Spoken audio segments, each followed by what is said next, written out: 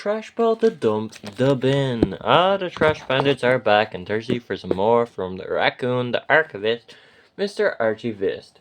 So sit back, relax, and keep your filthy mitts at the ready, cause today we're gonna get right up in the nitty gritty, ready to get dirt in our nails. So what's on the agenda today? Me. Today on the agenda is not a horror game, it's not Minecraft, but it's a very awesome game I found, with some great messages. So, let's get right into it, shall we? Today on the agenda is lookouts. This guy's someone to ride the river with. He'd never sell me bunk information. That town has struck gold, that's what he heard. Sorry, skip one of the titles there, I'm a bit distracted.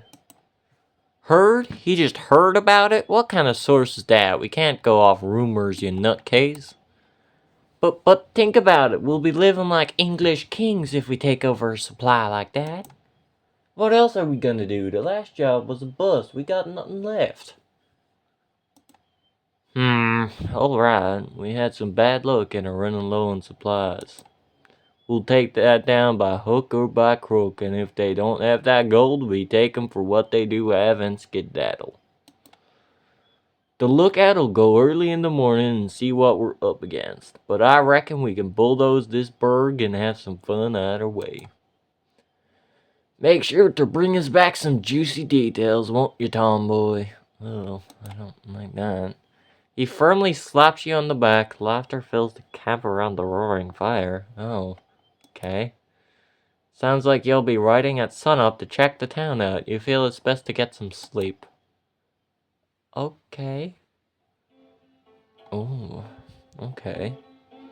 The desert is an orange haze. Scorched sands wipe up around your horse's legs. The sun hot against your back as you ride towards the town. Oh, is that me? Oh, I love that. Look at the design. Is your arm gone? What's happening here? I can't actually tell. You have a little tail as well. There's not much to be done while riding. The desert is lonely, harsh, bare. Only thing to do is think. You don't like being alone with your thoughts so often for so long. Let's turn down that volume. I love the music, but that's very loud. You don't like being alone with your thoughts so often for so long. But you always are alone as the lookout. Alone being the odd stick of the gang. No one talks to you unless they need something. You daydream as you ride, like usual. Flights of fancy, of settling down somewhere. You're tied to Curly Wolf and his gang, though? Is that what your boss's name is? Curly Wolf? Okay. Is it so much to ask to be able to live in peace? To not have to fight for survival? Always on the run? Maybe that's what your life will always be like, gang or not.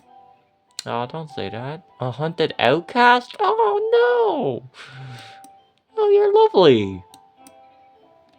They could have sent you off with some playing cards at the very least. They didn't give you anything, they just said go. God. Wow. I already... You come to an outcropping near a cliff. Yes. Tying up your horse. Yeah, there's the horse. Not on the screen. I guess they couldn't afford to have a horse. You approach the edge and see the town come into view. Yeah, that's a lovely town. A nice frontier town, small but clearly bustling with people. White painted signs on the wooden buildings glint and bloom in the midday sun. You can't see much else from way up here, and turn to go get your binoculars. You open your saddlebag and pull the metal binoculars out, brushing it against your poncho to dust off the lenses. Turning back to walk to the edge, a figure suddenly rounds the corner of the large rock you decided to set up camp under. Oh, look at this. Okay. That's a very lovely man there. What's going on? Who's this? Do you know him? Do you know each other? Will you get to know each other? Ah! Go! Fuck! Out of instinct, your hand snaps to your holstered gun and pulls it, trained squarely at the head of this new person? What the hell? Okay. The bird, who seemingly came from nowhere, looks at you clearly just as surprised and out of sorts from your own presence. He shifts backwards, eyeing your hand on your gun. Oh, no. This is awkward. The air feels very still all of a sudden, and giving you who have the upper hand, you take a moment to look at who you just crossed paths with. He's definitely an outlaw like yourself, a rugged beak shining in the sun centers a face you admittedly find charming. Of course. His face and arms are marked with scars, and a large sawn-off shotgun hangs in his holster. Oh, okay. Since he's a bird, you know to be wary. Just like he'll know to be wary of a canid like yourself. How do you mean? Howdy there. What's your name, partner? Joseph, says Joseph. And what are you doing all the way out here, Joseph? You seem a dreadfully long way away from where one might think you should be. I could ask you the same question. You stare him dead in the eye. He's pretty calm for someone having a gun pointed at his head, but you can see some of his feathers quivering. Yeah, he's kind of, both of you are kind of like slightly moving as anime. I really love this art style. Whoever made this, it's very beautiful. I can always appreciate good art. Were you trying to sneak up on me, Joseph? Rob me blind where no one else can see? I bet you thought a fella missing an arm would be easy. So you are missing an arm. That's just not just me. You have no arm. How did that happen? No, sir. I had no idea you were here till I walked around this here rock. I'm guessing he means that one. He pats the redstone behind. He pats the redstone beside him as if to make a point. Sir, what in the Sam Hill? You lower your gun like your shoulder joint just gave out and let it hang there. Okay. By the way, I'm pretty sure this game is going to mostly be like just a click and read game. But I really wanted to play this because, I really like it. In all my years, no stranger has ever called me sir. Oh. I'm sorry. Well, color me surprised, fella. You have to be blind or full as a tick to not see an upstanding young gentleman. Alright, now you're just licking my boots. Licking my boots. The hawk puts a hand to his chest. God is my witness, I ain't lying to you. You holster your gun and snort a small laugh. Oh. May he strike you down as penance then. Oh, shit. Never mind. I thought this was a sweet moment. Nope. What are you doing out here? Picking flowers? The smile drops from his face. He stops short and swallows like he can't bear to say the next words. I'm part of the Black Vulture gang. I'm on lookout here to survey this here bird. That's very forward of you, considering I just had a gun pointed your way. Yeah. I'm part of the Curly Wolf gang. Are you a wolf? Is that what you are? I thought you looked like a mouse, to be honest, but... Or is that just who the boss is? Like, He's not. Is he? He's not a vulture. He said he's a crow, didn't he? Is that the same? No, it's definitely not the same thing. I'm very confused, as you can tell. I'll be damned, you boys have been all over the West. What brings you right here? Much the same as you, I would imagine. Rumors of gold. You'd have it just right. Well, I can imagine what my boss might want me to do, coming across someone who's sticking their beak in our business. Joseph tenses up, feathers ruffled. He understands full well what you mean, conflicting interests and all. But he's not here. It would be a real waste of good bullet to use it on you. Is that an insult, or are you trying to make a mash from me? Oh, he's blushing. I love this game already. The small jibe is enough to make you stop talking and search for the binoculars you threw when you pulled your gun. Turning your face away to hide the blood rushing to your cheeks under your dark fur. Oh, this game is interesting. You dust your binoculars off again and walk over to where Joseph is standing, his eyes keenly trained on the town. Don't need no binoculars then, huh? No, sir. These eyes can see all the faces of those people down there, no problem. Sir, again, maybe it's just a habit of his to call people that. Say, why do you keep calling me sir? I ain't your boss. You just that much of a polite suck-up? Costs nothing to be kind on the trail, I found. Fair point. What do most call you then?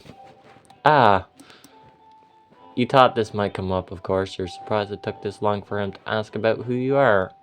What you are. Oh. Most would say tomboy, I would think. Or other things I wouldn't repeat in such polite company. Oh. Oh. And what would you call yourself? The question takes you by surprise. Something else no one's ever asked you. Oh. I'd call myself a man. And that you are. Huh. Is that so? He's gonna think you're a nut now? No, he's very kind. You just know it. No. You'd be better getting on your horse right now and riding back than staying another second around this stranger. Okay. How funny. Guess we're in the same boat if I'm picking up what you're putting down. I'd say that the guys at the camp don't use shove the queer to talk about money. Oh. You nodded him, unsure whether to laugh or not. Neither of you seems sure what to say now. Instead, you hold the binoculars to the bridge of your nose and investigate the town, looking down into the valley. After a spell of looking at nothing in particular in silence, you take the binoculars away from your face again, readjusting to the late morning light. You glance at Joseph's keenly trained eyes, then back at the town. You can't help but stare at the clump of a couple dozen or so buildings. You couldn't help but think about the real people's lives going on down there every day. Deaths and celebrations, harvests, prayers. How you were gonna hurt 'em. Oh, how you're both gonna hurt 'em. I don't get it. Joseph's voice snaps you out of your staring. Why would Black Vulture want to come here? There's nothing here. No mines in use, no bank, and they sure as hell ain't rich by the looks of things. Maybe they struck a new vein. This is a miner's town after all. But you're right, something strange going on. Well, two sets of eyes are better than one, right? You want to work together? You watch my back, I'll watch yours. Deal? A huge feathered hand shoots at you in expectation. You look at his face and you both lock eyes for a moment. You're not sure what, but there's something in his eyes that makes you feel seen. Being looked at rather than true. Oh, that's... Oh, no, you're so cute. Sorry, I'm just... I'm just really happy about this. You gently grab his hand, and a second winged hand clasps on and gives your whole arm a big shake. Whoa, careful there, don't need to lose another. Well, he lets go and puts his hands on his hips, smiling at you. Hey, come on now, let's get on down there. I don't know how long this game is, but I'm now dedicated to playing all of it. He walks past you and heads towards a windy, rocky pathway down the side of the valley cliff. You take a moment to look at the town again, walking along the cliff edge to catch up with Joseph, wondering if he could see how red your face had been under your black fur. Cute. Clambering down the cliff face, the shade of the valley is a welcoming change after your long ride in the sun. The climb down is quiet, only a few grunts and gripes, a couple of voices of concern from Joseph you quickly waved off. You both approached a wooden sign you spotted a little ways off, swaying in the desert wind. It looked relatively new, a board hanging on two chains, a word carved into the wood. Can you read it? It was only a single word, but you couldn't piece together quite how to say it. No.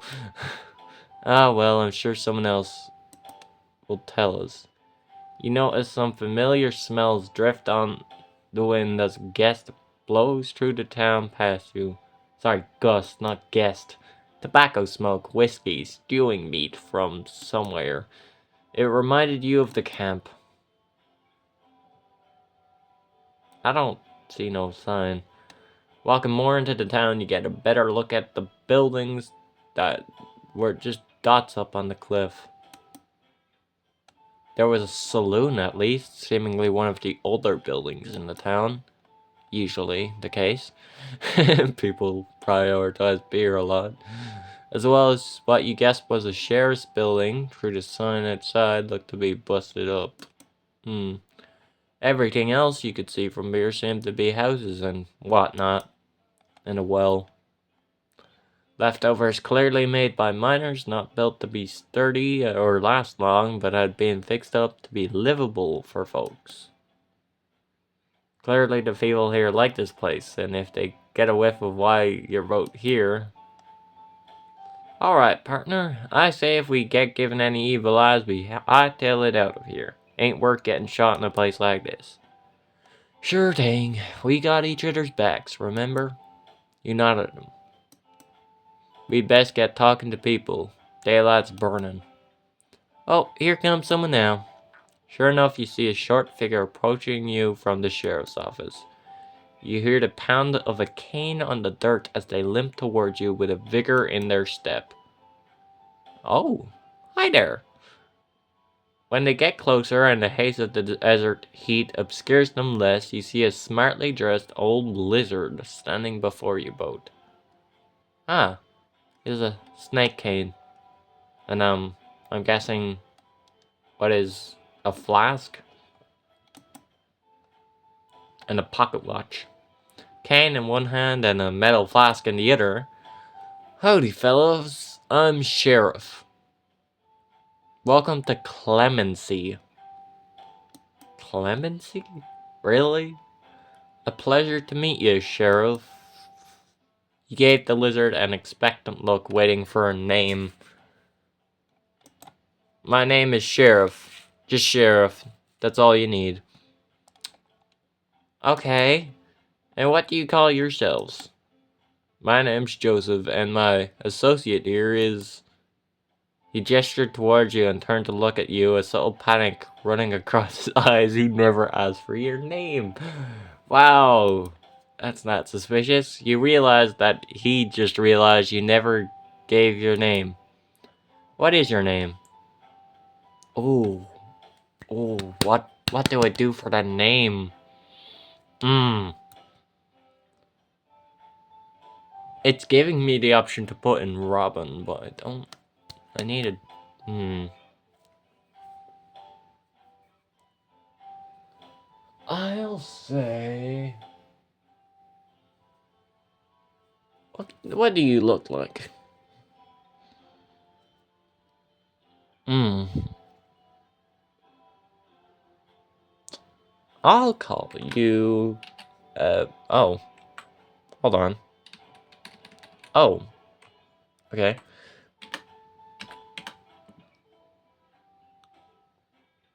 Um.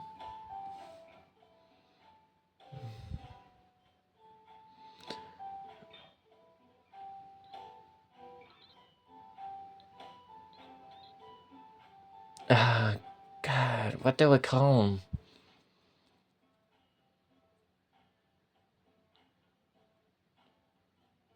I'll call you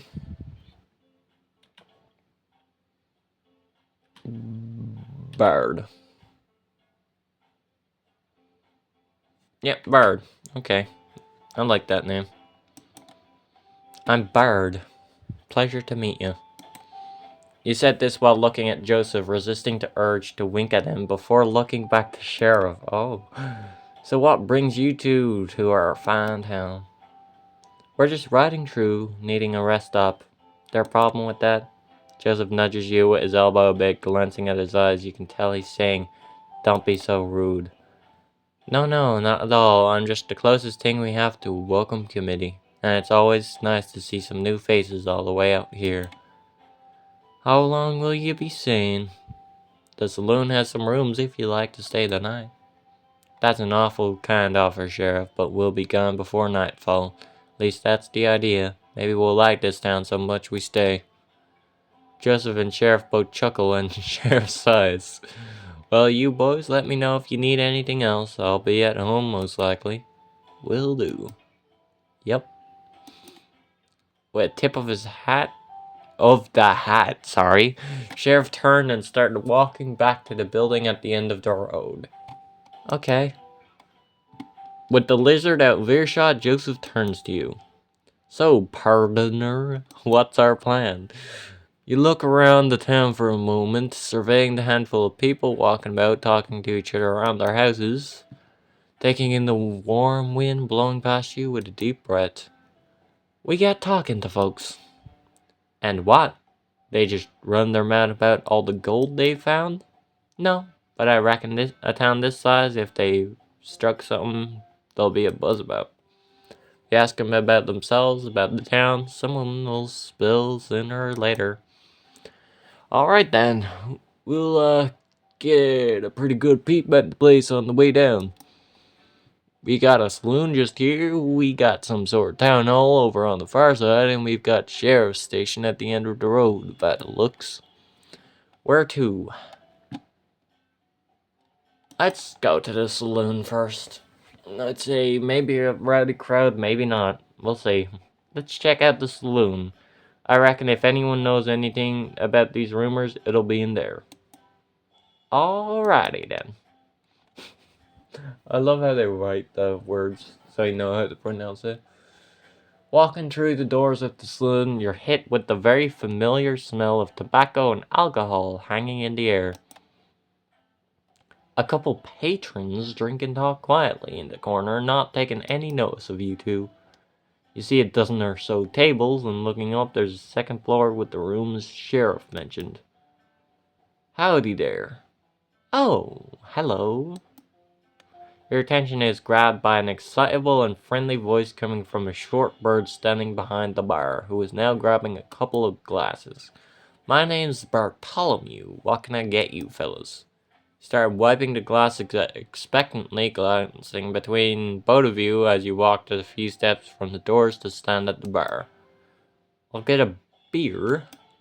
Alright, and you? I'll have what he's having. Yeah, come right up. He sets the mugs down and disappeared through a door behind the bar into a back room. I don't have any money on me, Joseph. Don't worry about that. It's on me. Pat you on the back with a big wing and a couple times, but withdrew his hand when he saw you wince a little. Ah, sorry, was too hard? No, no, you're fine. Oh. You hadn't winced from the pain, you just weren't used to someone touching you like that, at least. Friendly, like, oh. Oh. Bartholomew reappeared with 2 glass bottles, tipping them into the mugs with satisfying glugs before taking a couple coins from Joseph. Nice. Thank you kindly. You both take a sip. Joseph seems to enjoy it, but you find it a bit more bitter. You try not to pull a face. Not like it? You smile weakly. Not my thing. Noted. He winks at you, and you feel your cheeks redden a little. Oh. You both keep drinking while the bartender busies himself behind the bar. The saloon is quiet. A piano sits gathering dust in the corner, seemingly untouched for many moons. Wind whistles through a gap in the saloon doors, carrying the sound of desert insects. Slow day, huh? You look up from your drink and see he's looking at the bartender, who doesn't seem to have taken any notice. He glances at you both and realizes rather sheepishly he was being talked to. Oh, beg your pardon, slow day? Nah, this is about the usual. Gets a lot more lively in the evenings when the sun goes down. Everyone comes here to take a load off. So you know everyone here pretty well then. Well, of course, not exactly a big town. We're a pretty tight-knit lot here. Why is that? This is a mining town, right? These places usually explode with people. Oh, well, I can't say I know much. He looks oddly unsettled by your question. Oh, okay. How long have you lived here for? He perks up again. From whatever you said that troubled him, the brightness returned into his voice. Oh well, I'd say somewhere close to 8 years. Damn. That's a darn long time.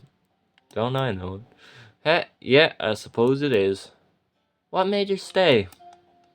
Never mind staying, how'd you even find this place? I've never even heard of it till we stumbled past.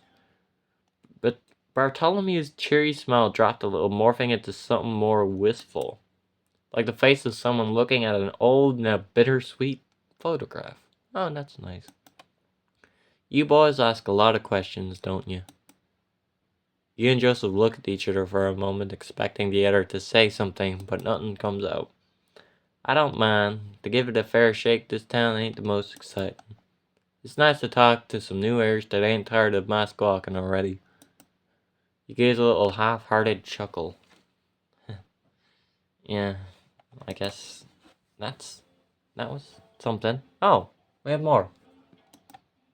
Well, I found this place 'cause I heard about there being gold. Like a lot of folks, I was fixing to get my fill. You and Joseph both lean in a little at the mention of gold. My fiance was running away from home and I was going with them. We thought we'd go out west and make our fortune. Looking back on it, I get why so many called us foolish. I might have been one of them if it were the other way around. But we had our hearts set on it. We followed the road by wagon and it was damn tough. Hellish even. Thank our lucky stars we made it here to Clemency on a wing and a prayer. That was when we really felt like we were foolish. When we got here talking about gold, we almost got ran out of town. I don't know the details, but there was a lot of trouble here when miners ran this place. No one's been dicking for decades now, but word hadn't traveled far enough, it seems, to let us know at the time. At first, Sheriff told us to leave, didn't want no more of our kind causing trouble. Oh. But when Sheriff saw how stuck we were, how we had nowhere else to go, how rough the journey had been on us, Sheriff's nothing if not kind, could see we weren't troublemakers, just wanted a better life somewhere. Hmm. He shrugged like there was nothing more to it. With the town's help, we gussied up this here saloon into something I could run, and the rest is history. I'm glad y'all found something here. Yeah, I can't say that for sure. Clemency may be small, but something real special if you ask me. So there's no gold here. God, Bart, no! Stop! Bartholomew leaned back against the shelves behind him, crossing his arms. Not as far as I know. The mines are around here somewhere, but I've never seen them. This hasn't been a mining town for a long time, and folks here don't think of it as one. You do well to keep that in mind. He tapped the side of his beak as if to say, if you catch my drift. Even so, I would be interested in the history of the town. Afraid that well runs dry here, but there's others who have been here far longer than I have. You can always talk to Sheriff if you haven't yet. Sheriff made this place what it is today. Want to know something? That's the lizard to talk to. Thank you, Bartholomew. No problem. It's my pleasure. Bartholomew stood up from his lean and stretched his back and arms a little. Slinging his cloth over his shoulder, he picked up a small clinking and rattling box before walking through to the back room. Daylight's burning. I think we best get going. Agreed. He stood at the bar and waited a moment while Joseph drowned his beer. And then yours too. Hope you can hold that. Oh, please. How little you must think of me. Only a couple beers. You should have seen me at the Long Branch in Doge. Drank the entire gang under the table. You can't help but smile at his cockiness, unsure whether to believe him. You briefly think back on the times the gang had gone to bars. You were always told to stay outside, don't wander off. A dog on a leash waiting for master to come back. Staring into lamp-lit streets and hearing the braying crowds all around you. Drunken strangers enjoying each other's company as much as their liquor. At first they told you it was dangerous for you to stray too far. Then they started telling you to stay outside after you'd been beating the teeth out of a guy in an alley who you knew had been staring at you. Couldn't have you causing them needless trouble. Off so soon? Bartholomew re-emerged into the bar looking expectantly. Well, don't be a stranger, strangers. You're welcome to come back later when the bar's more lively. My husband would love to meet you both. Oh. The casual lilt of his words caught you off guard, and you think you see Joseph stumble a little.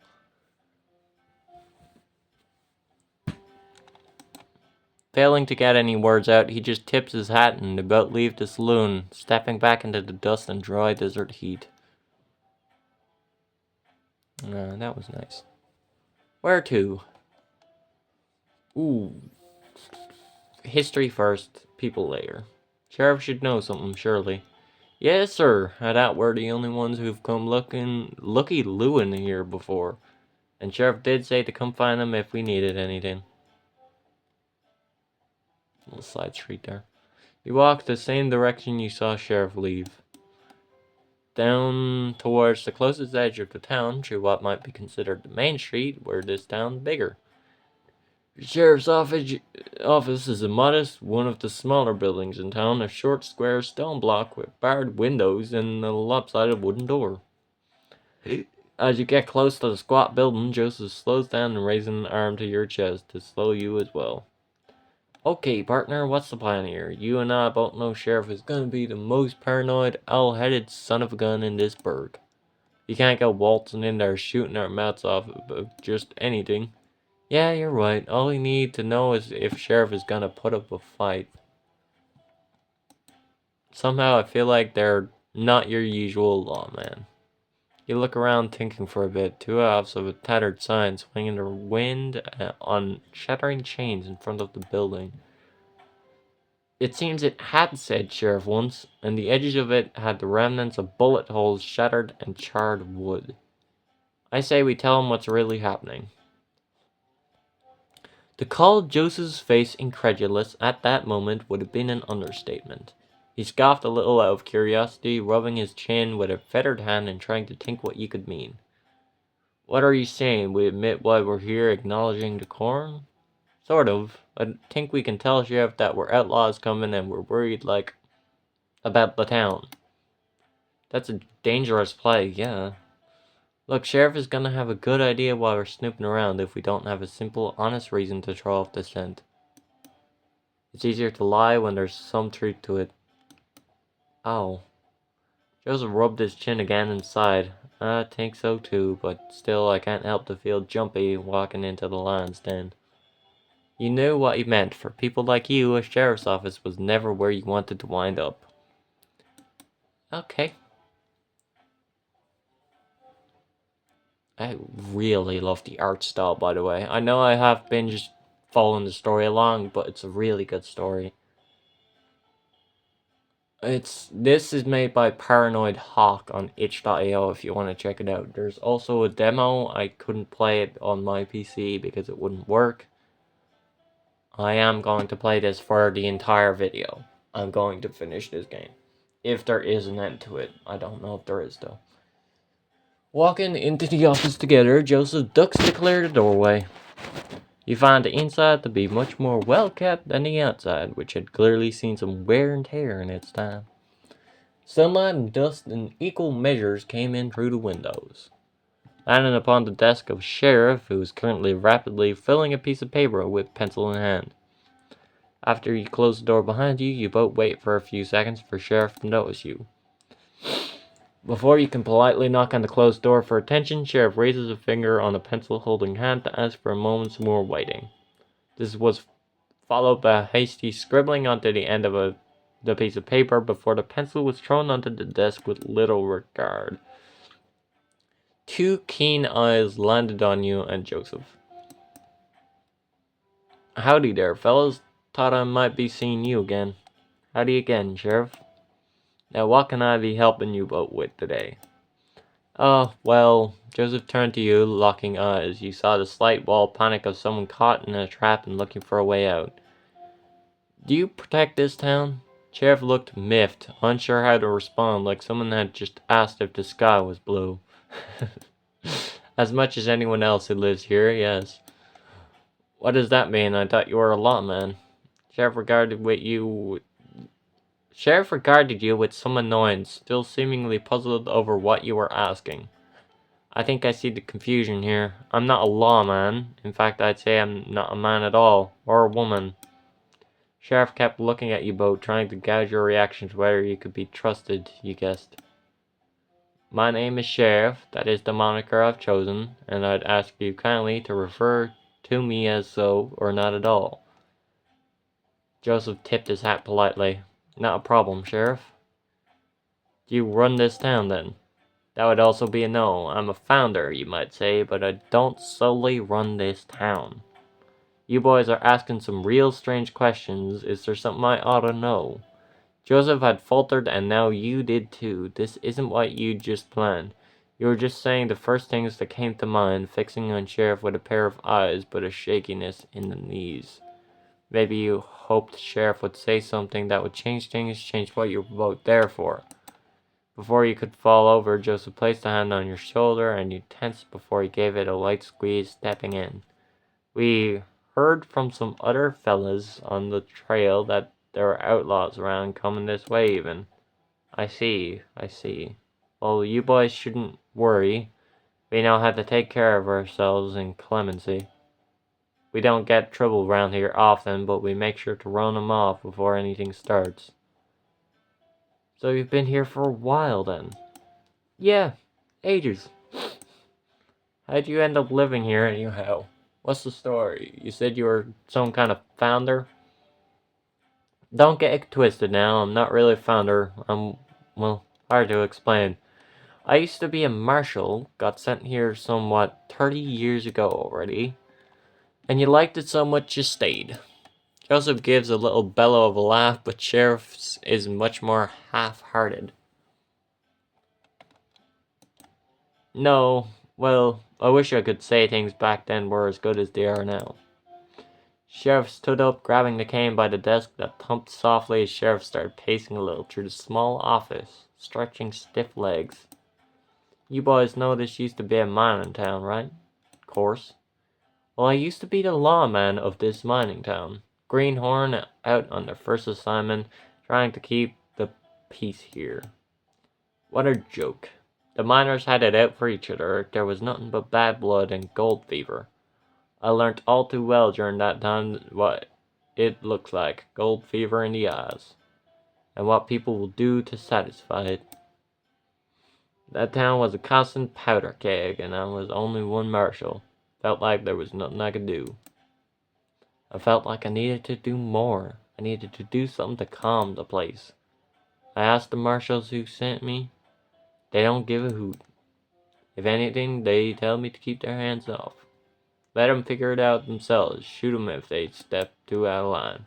That never sat right with me. If there's something you should know about me, about how I conduct business and take care of this town, is that I care about justice. Real justice. Not the justice others suck up to claim to care about. I learned very quickly that the law is not about real justice. Sheriff punctuated those words, said with such fire, with bangs of the cane on the floor. The law of the marshals is not the justice I recognize. Oh. Okay. It's why I took on the name Sheriff. I wanted the name for myself. They didn't deserve it. Strange, I know. Interesting. Thank the Lord. Much good he's done me. That I met at least one like mind in that town. And who might that be?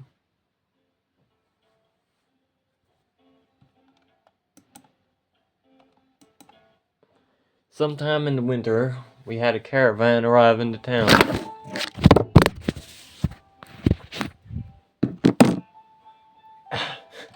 Something fell. People who had been traveling long across the trail needing somewhere to stay for a spell. Had some to sell as well, furs and such, anything to help get by. Friendly folks, I enjoyed their company, spent a night drinking with them around their wagons. The miners didn't take kindly to them, didn't trust them. That was a week I'll never forget. Constant accusations of stealing and flare-ups, shouting matches almost ending in drawn irons. The miners were so darn jumpy and all-headed about the slightest things. 3 days later, a miner turns up dead, stabbed in his sleep. The miners all accused one of the traders of doing it, a Mexican fellow. Claimed it was his knife that did the deed. Oh. I had to arrest him. Held him in this cell here. I tapped on the somewhat rusted metal bars with the cane, rang out into the room. The traders all came to tell me that I was wrong, but that he'd never do something of the sort. They helped push me in the right direction. I'd already had some suspicion about the miners' claims. A lot of accusations had been flying around the Mexicans and the Indians traveling in the caravans. I did a little investigating and found that the miner had been killed by one of his friends. Another feud about gold, some stolen or missing, and his so-called friend had killed him for it. The miners wouldn't believe it and insisted the man in the cell was guilty. I wonder if maybe they just couldn't see what I could, see things through my eyes. I felt like a mockery of justice, of everything I cared about. That was the straw that broke the camel's back. Early the next morning, I asked the traders to leave and take their friend with them.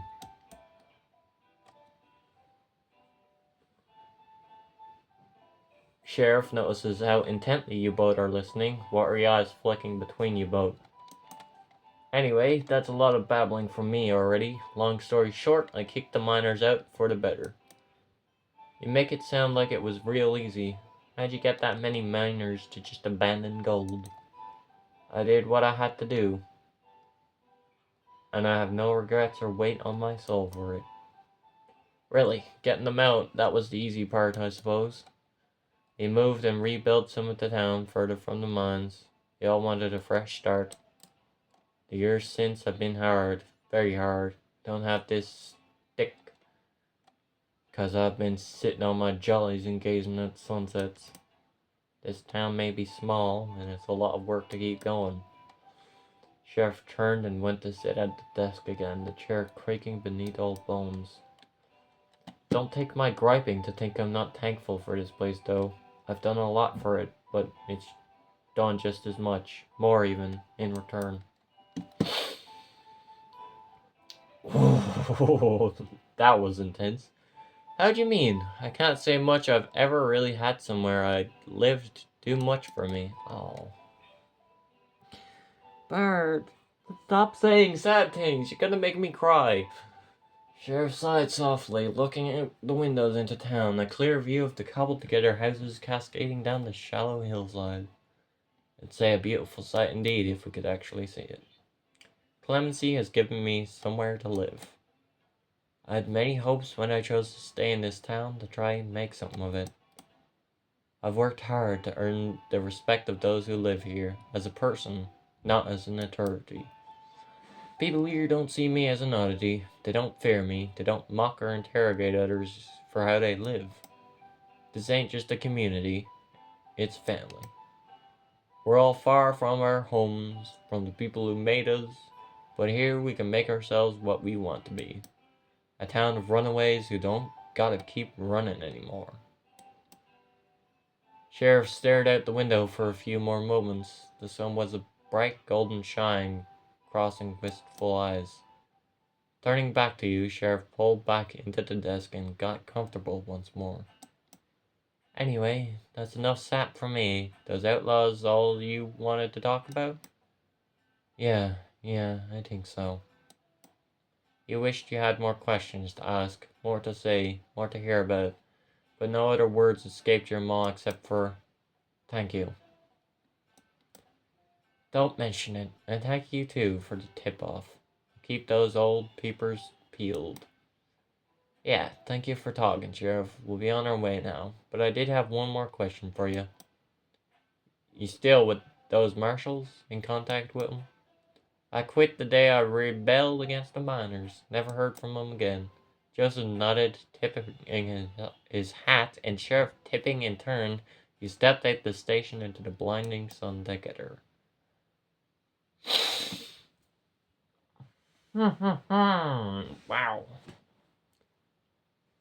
I love this game. The dry desert air is warm in your lungs. Blazing afternoon sun bakes the ground beneath you as you walk near the edge of town again. Your throat feels tight, feet sore. There's a gentle pounding of blood in your head accompanied by a familiar piercing ache. Everything seems hazier than it usually is.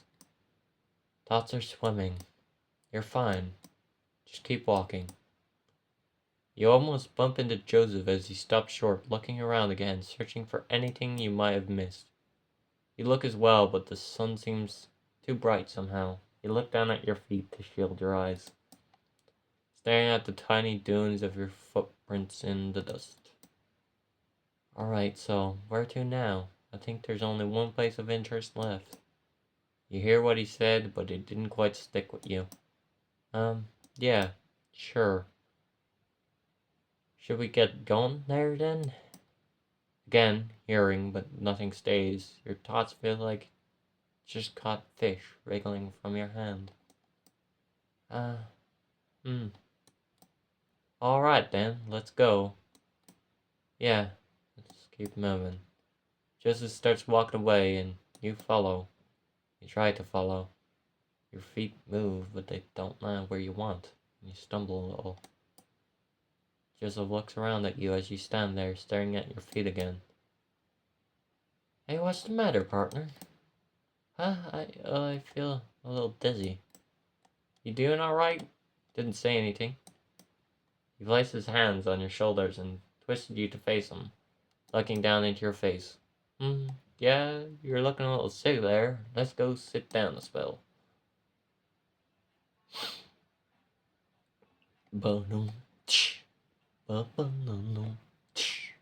You start walking with a hand on your shoulder, guiding you over to a ledge with a shallow drop you could both sit on and hang your legs over. You felt better sitting down, more stable. You heard a rustle of Joseph unclipping something from the back of his belt, seeing him pull a round canteen between the two of you. When's the last time you had a real drink? Must have been a mighty thirsty if you're feeling that dizzy. Of course, how could you have forgotten? You've been riding and walking all day, but hadn't had a drop of anything since you set out. Although you weren't sure what Joseph had brought with him. What's that look for? You think I got liquor in here? He chuckled a little and unscrewed the cap, letting you smell it a moment before taking a long gulp. Just water. See? Get it down you before you collapse on me or something. What was that? He sheepishly looked at the canteen from him and gave it a little wave in his direction as a cheers. You tilted into your dry mouth and take deep gulps for a few seconds, licking water drops hanging on the edge of your lips after. Bit warm for my liking. Can't beat cold water from a clean stream, but better than drying out like your mom's washing. Okay, that's just interesting. You take another swig before handing it back to him. Thank you. Don't worry about it. Just pop up next time. Almost hit the dirt just 'cause you didn't say anything. Sorry, it was just, we have a job here. Didn't feel like I could waste time. Pashka. Can't even make time to sit down and drink. You're unlike most I met. Who put a snake in your boots anyway? You gotta slow down a little. Maybe. I mean, what do you do to relax when you're off the job? Relax? Yeah, relax, unwind, take a load off. I know what you mean. The question just caught you off guard a little. You weren't sure how to answer. You'd never given it much thought? Oh, you poor thing. What do you do to relax? The gang is always busy with something. Traveling, hiding out, making trouble. Not a lot of time to not do anything. I guess I play cards sometime. Mostly just solitaire. Respectable. You win much? Nope. Ain't about winning anyway. Just helps to pass the time. Yeah, I know what you mean. Me and the boys usually play some rounds of cards. Sometimes betting. Betting? Okay. Although some of them are some real sore losers. Sometimes it's easier just to let them win and avoid the issue. I beat one of them at poker 5 times in a row, and I swear the rest of the week he was giving me the eyes. Found my hat full of knife holes one morning too, but I think it was just to scare me. At least I hope it was. Ooh, okay. He gave out a loud guffaw, the real and unrestrained kind that makes you doubt a second if the canteen really was just water. He had a nice laugh, you thought. Someone actually enjoying themselves. God, Bard, you're so sad. Why? Stop. You're gonna make me cry. God, stop. Stop it, please. Maybe it was just nice to hear a laugh that wasn't done at you. Oh my god. Why? Stop. You gambling man? A flutter in your chest at the end of your ribs. Not really. Never had much to gamble in the first place. Always seemed like a waste. I can respect that restraint. Don't always have to be about money, mind you. When I was younger, me and Papa used to... He stopped for a moment, thinking and scratching his neck, his train of thought slowed by some forgotten memory. We used to play cards after dinner, and a lot of days when I come home, I'd bring pebbles from the river. I always liked how smooth and pretty they looked. All sort of colors and shapes, all of them different. We kept them on the mantelpiece, and when we played cards, we bet with them. He always won. It was too much fun for me to ever be mad. Think he did let me win though when I was getting big and he was gonna lose one of those rocks I really liked. He always knew which ones were my favorite and never wanted to see me cry. Ha! Can't think of any other reason he would have lost to me. Suppose I ought to thank him for teaching me. You weren't sure what to say, so you just gave him a soft smile. Family could be so complicated. You didn't want to say the wrong thing. Oh, you know what? Dug into a pocket and produced a tattered-looking packet in his hand that he recognized to be playing cards. How about some Vingt et... you played that before? And we could bet with, He twisted around himself looking for anything he could use as a stand-in betting chips. You saw his eyes settle on a small pile of rocks for a moment, but instead noticed a stray feather barely holding onto the back of his hand. He plucked it and placed it between you both, twisting it how he sat to face you better. We can bet on this feather. We'll do first to 5. You get it if you win, and I keep it if I win. You swivel yourself around to sit cross-legged and face him. Didn't know you were so desperate to gamble you'd use your own body. Oh, that's a sentence. Hardy har, just thought it'd be more interesting than rocks. Oh well, I thought you were a rock lover, Mr. Rock Collector. Take them on the open road, your own little rock circus. A regular Barnum. Joseph couldn't help but smile, even through his fake pouting at your teasing. I don't know if J.H. Barnum was quite the same ring to it, frankly. Yeah, good point. J.H.? Yeah, as in Joseph Harrier, my initials. Oh, of course. So do you know how to play Vingt et? Fucking no. Nope. Alright, rules are simple. I'm the dealer. I deal you 2 cards face up, and deal myself 1 face up and 1 face down. Okay? Idea is to get as high a number from your cards as you can without going over 21. Oh. If you go over 21, it's a bust. Same goes for me, but you need to get a higher number than me to win. A draw is called a push. You can hit to get another card or stand to stick with what you have. You can hit as many times as you like as long as you're under 21. After you stand, I flip over my face down card and have to hit as long as it's under 17. If I go bust or my number's lower than yours, you win. If you get 21 exactly, then you don't hit or stand, and you can get a push in that case if I also get 21. Cards are worth what the number says. Face cards like King, Queen, Jack are 10.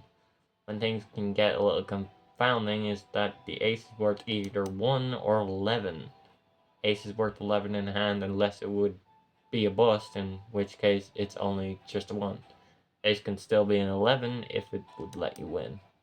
Gets a little muddled during games sometimes, but I ain't trying to cheat you, so don't worry about it too much. Right, let's play. Like I said, first to 5 wins. You've got the 4 of clubs and Jack of hearts, making your total 14. Dealer's face up card is the 7 of hearts, making his current total 7. So he would need to get to 21 exactly, a 14, which isn't possible. I have 14 total. He'd need another 7 or higher. I'm gonna hit to see if I can get... You drew the tree of clubs. Total is now 17.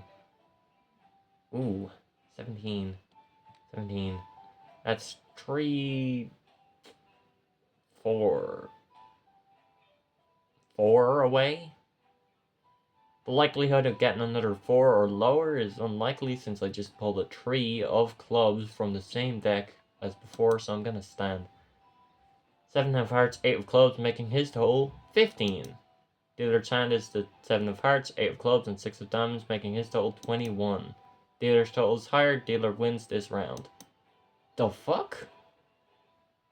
You've got the king of spades and king of diamonds, making your total 20. There's no way he could win, and there's no way I could get 1. 6 of clubs, making his total 10. Dealer's hand is the 4 of spades, 6 of clubs, and 2 of hearts, making his total 12. Dealer's hand is the 4 of spades, 6 of clubs, 2 of hearts, and ace of hearts, making his total 13. Dealer's hand is the 4 of spades, 6 of clubs, 2 of hearts, ace of hearts, and jack of diamonds, making his total 23. Dealer's bust. You win this round. What the absolute shit? You've got the ace of diamonds and 6 of hearts, making your total 14. Dealer's face-up card is the 4 of hearts, making his current total 4. At 14, I need to hit 2 of spades. Total's now 16. Total's now 17. It could be 11 though, couldn't it? 8, 6 is 14, 15, 16 plus 11 would be 17, 27, which is too much, so that makes sense. You drew the queen of hearts. Total's now 27. Your boss, dealer wins this round. Yep. You got the 8 of hearts and Jack of clubs, making your total 18. The other face-up card is the Jack of spades, making his current total 10. Then the diamonds total is now 25. I bust. You got the 2 of clubs and 9 of clubs, making your total 11. The other's face-up card is 5 of hearts, making his turn total 5. 17. I'm gonna hit. Oh my god, every time. 17. 18. Really? And that's gonna go over. Yeah, look at that. Over. Sorry, Bucko. House always wins, eh? Ah, well, it's still a game of luck. End of the day. Well played, sir. You picked up the feather, but to your surprise, held it out to you. Here, take it. Oh, I forgot I was betting for a feather. Why was I so serious about that? But you won. Well, I don't have much use for a stray feather, do I? Got plenty of them anyway. You keep it. You took the feather in your hand, twisting the smooth quill back and forward, a couple times between your thumb and forefinger. It was thin and tapered and the color of coffee. Thick, uneven stripes of cream white ran all along it from the middle. Thank you, Joseph. Don't mention it. You pocketed the feather carefully. We should probably, get back to it. As long as you're happy to, and can stand steady, then I'm ready to. You swung yourself onto your knees and stood up from a sprightly jump. Alrighty, let's get a wiggle on. What? Yes, sir. Alright, oh. Oh, still English. Thought one. Save. Can I go back to the game? No! Get off the sentence page. Yes, sir. There might be a meeting we can drop in at the town hall. Seems worth a look. Sounds good to me. I wouldn't mind sitting down a spell neither. This game is very long but very interesting. You both start walking to the outskirts of town, weaving between the clumps of houses and down the dirt banks. You keep walking on a flat stretch, smooth and compact from the frequent travels of people. Some townsfolk on their porches wave at you or give a little afternoon as you pass on by. Is it just me, or does it feel like everyone here is nicer than most? Well, maybe, but I ain't complaining. It gives you an enthusiastic wave to small kids shyly hanging around outside their house under the shade. I could get used to folks being nice to me. They not usually? I mean, I don't stray far from the gang a lot of the time. Maybe this is normal. Yeah, I suppose I wouldn't know either. You arrive at the large wooden building you've been heading towards, noting how similar to a chapel it looked. Joseph walks up the small steps and opens the door with a rattle, holding it open for you. Thank you kindly. Interesting. Oh. He follows you into the short, darkened hallway, closing the door behind him with another wooden rattle. The meeting hall is very large and simple and bright. The wooden walls are varnished and gleaming from the ample sunlight filtering through the arched windows. Rows of benches line the aisle, half facing away and half facing towards you on either side. Sitting on a nearby bench, turned away from you, is a hunched figure in black. Hearing you come in, the figure jumps to life, rising from the seat. They turn to you, revealing themselves to be an elderly tortoise, holding a small book in one hand. Oh, hello. Ah, do my eyes deceive me, or do I see new visitors to our town? He walks with the characteristic slowness of someone his age and nature down the aisle toward you both, but with a sprightly spring to his step. He tucks the book under one arm and extends both his hands to shake hands with Joseph and then you. Welcome to Clemency and to our meeting hall. I am Jacob, and what might your names be? I'm Joseph, and this here is my associate, Bard.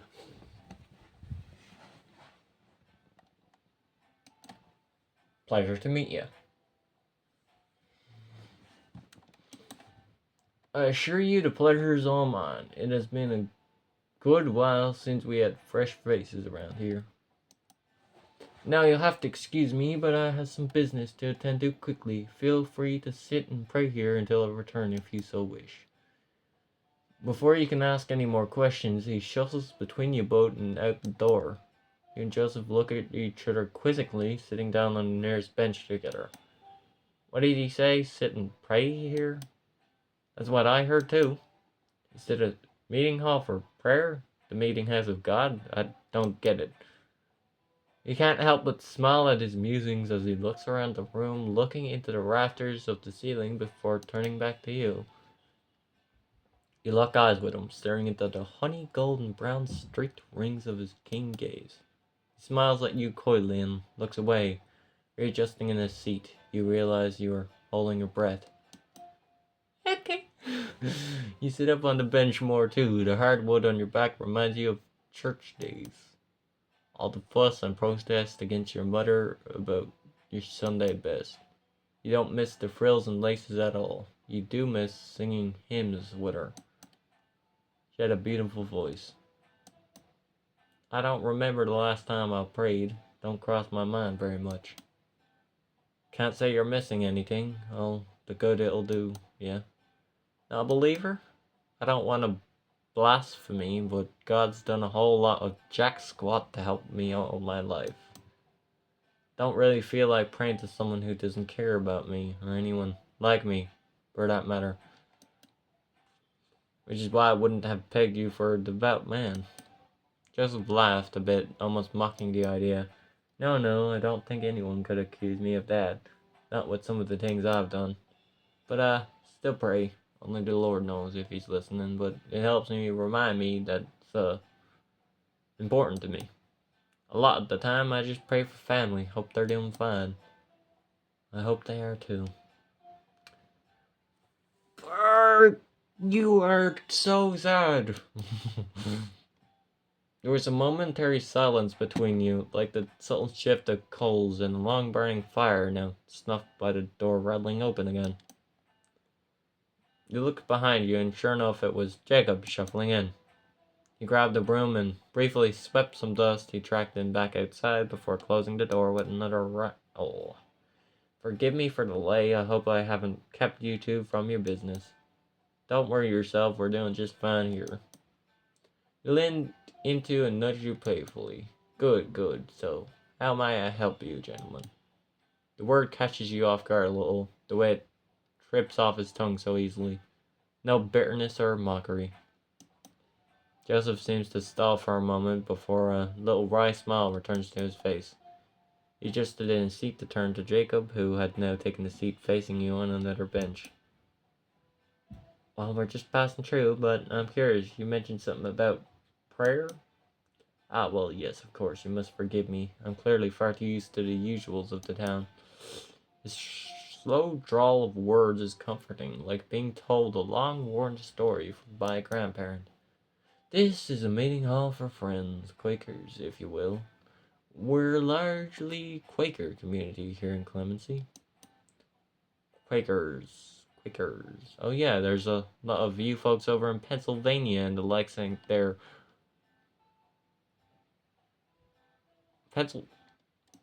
Pennsylvania? Yes, indeed, that's true. In fact, that is where I hail from. But I must admit, it has been a long time since I last visited. Sorry, I've gotta say, I'm at sea here. I've never even heard of Quakers. Can't say I'm much more enlightened myself. I don't know nothing about them. You both turned to Jacob expectantly. Well, what's the simplest way I can explain our beliefs? He fell into deep thought for a few moments, eyes staring into the middle distance before coming back to life. We believe that there is that of God in everyone, that we all have an inner light that guides us. We don't perform sermons or sing hymns, instead we pray in silence together. There are no guidelines as to what you should do, other than try to connect and listen to the light within yourself. Well, that's nice.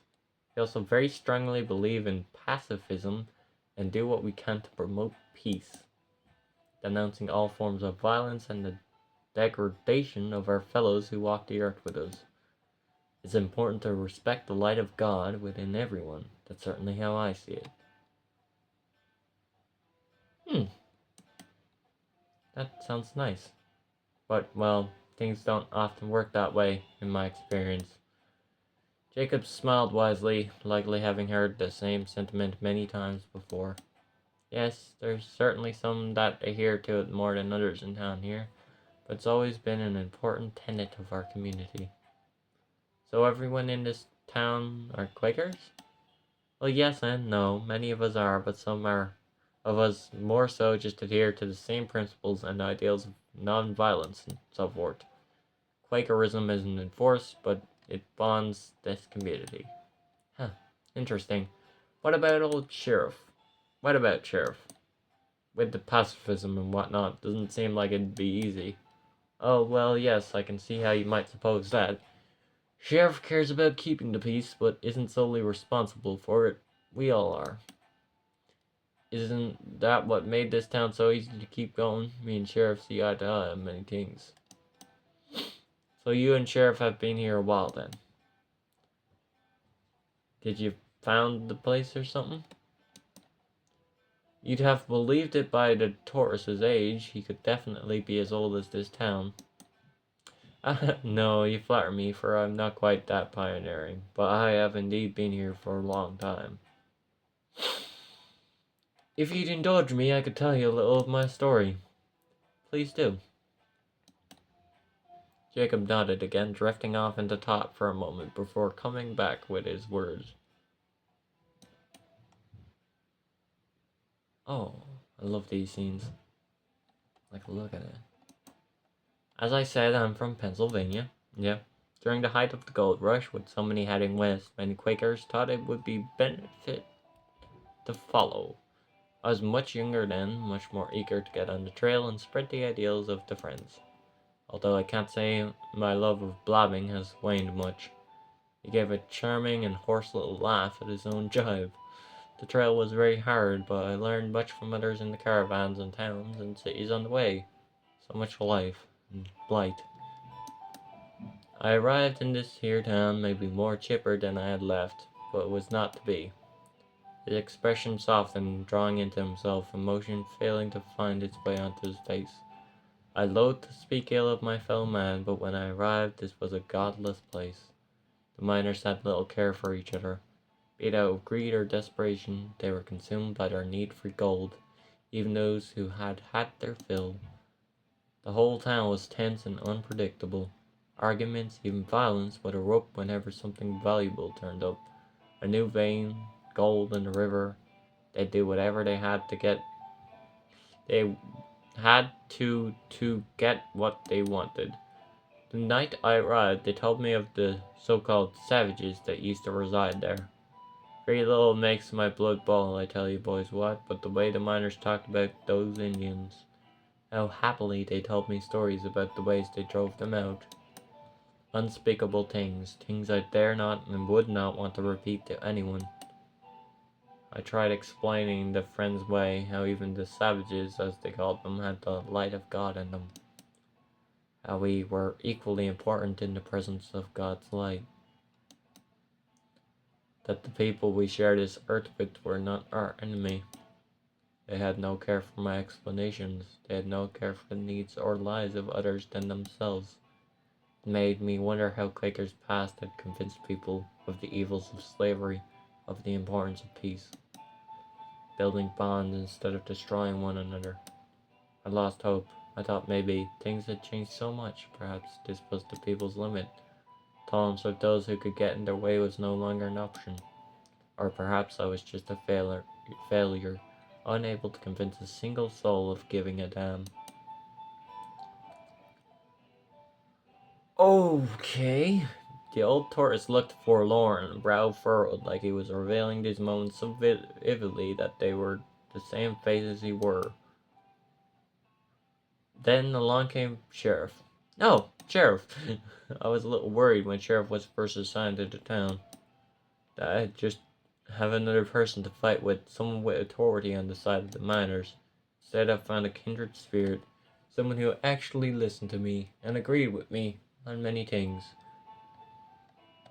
Huh. Very quickly, we became firm friends.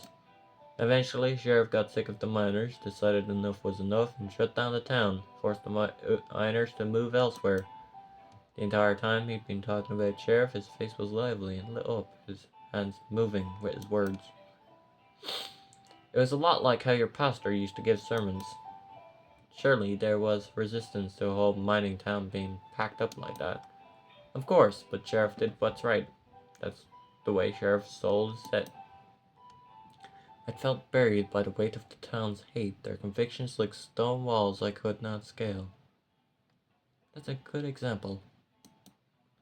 I'll be grateful to God until the day I die that Sheriff came here. I was given so much hope when I'd lost it all. And you've been here ever since? Jacob chuckled. Yes, we have.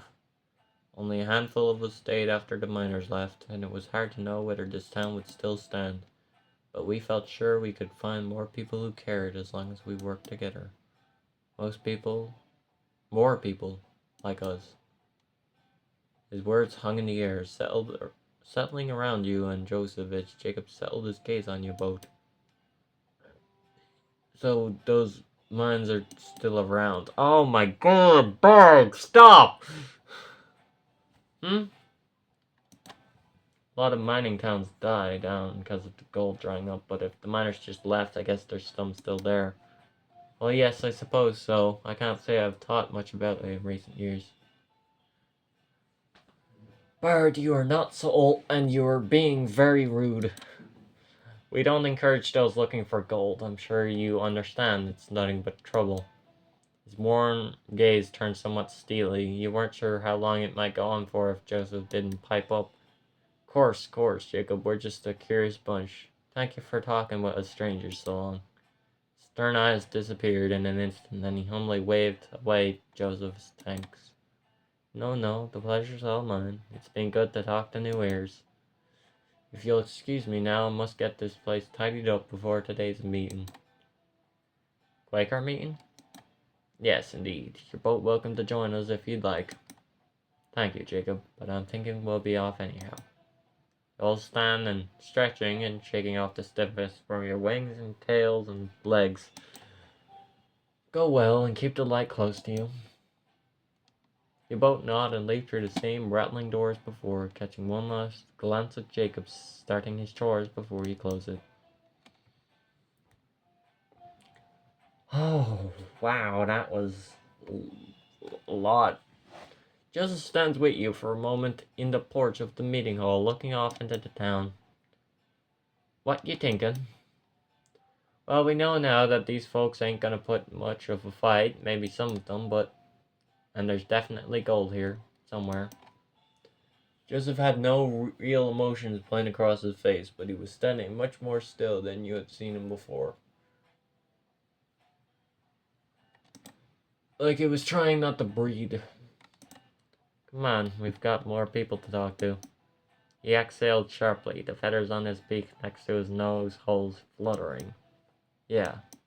You walked past the houses and people like before. It didn't feel like waving back. Walking back to the edge of town, on the other side from the sign, you now read Clemency. You both sit on the edge of a little hillside slope, kicking dust up on yourselves as you sit along the rocky crevices. I think that's all the useful places of interest here, unless we want to go knocking on folks' doors asking for gold. I think we've disturbed this lot enough for a day. Your resting hand becomes restless as it brushes against some dry desert grass, entwining it between your fingers, slowly pulling it from its roots. So what did we actually figure out? Everyone here is kind and mostly defenseless. I think pacifist is the word. You took more grass up into your hand. They can maybe fight off some bandits, but no officers are gonna come help, and they ain't gonna do much good against a whole gang. And there is gold here, somewhere, in some forgotten mines no one's seen for decades. Well, it's gotta be around here. This is a mining town, for Pete's sake. How far could it be? You shrug. Sheriff said the town was moved. These mines could be anywhere now. Maybe it really was just rumors. Maybe there's not really anything to find here. I think you know as well as I do that these folks were antsy, friendly as well, but gold gets their hackles up. Someone has to know where the mines are. You know who was right. You knew how to read people well enough. Joseph stood up, gazing out across the landscape of the town and beyond, searching towards the horizon. Gonna use those special eyes of yours, bird brain? More used than you chasing your tail, mutt. He looked at you for a moment with a smirk, and you smirked back. You rolled the grass in your hand between your fingers, squashing the reeds of it together, dropping seeds in the sand. I can't see nothing. Goddamn sun in my eyes ain't helping neither. I don't know if Bartholomew would help out. He was maybe the most friendly one of the bunch. Sheriff didn't even talk about the gold. Because Sheriff knows how to keep the town safe. You look up at Joseph, his puzzled face squinting in the sun, looking down at you. Looking back out into the desert, the sun sits between two rocky outcroppings in the distance. A light bulb plucking from the sky by unmoving fingers. It'll start getting dark soon. Sheriff knows where the mines are. Bartholomew said he never saw them, and Jacob was never a miner. He had no reason to go to the mines. What, so he never saw them? That don't make sense. I'm not saying that. I'm saying even if he did see them back then, he wouldn't remember where they were now. Sheriff still knows where they are because they're the biggest danger to the town. I'd wager Sheriff even checks up on them every so often to make sure it's undisturbed. Huh, I guess that checks out. You don't have the time for a stakeout, though. You balled your hand into a fist, the grass yielding and turning to dust. We don't need to know where they are anyway. We got all we need. Knowing where the mines are would just be a penny in the hat. We should think about our next move. You ignored the tiny knot in your stomach as you thought about what to do next. You should just leave, but there's nothing else to do here. We should just think about resting. Getting dark soon. Think we could stay at the saloon? Sheriff did offer. You sure you want to stay here for the night? Seems like the least we can do before we leave. Unless camping outside has some mighty appeal to you. Joseph flashes a wry smile.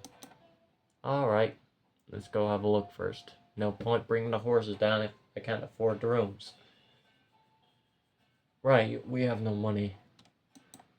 Standing up, you feel the dust fly between your fingers with the winds blowing east and follow Joseph a few paces behind.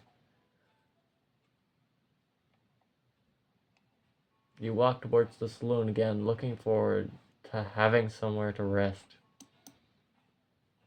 You don't remember the last time you actually stayed in a room elsewhere.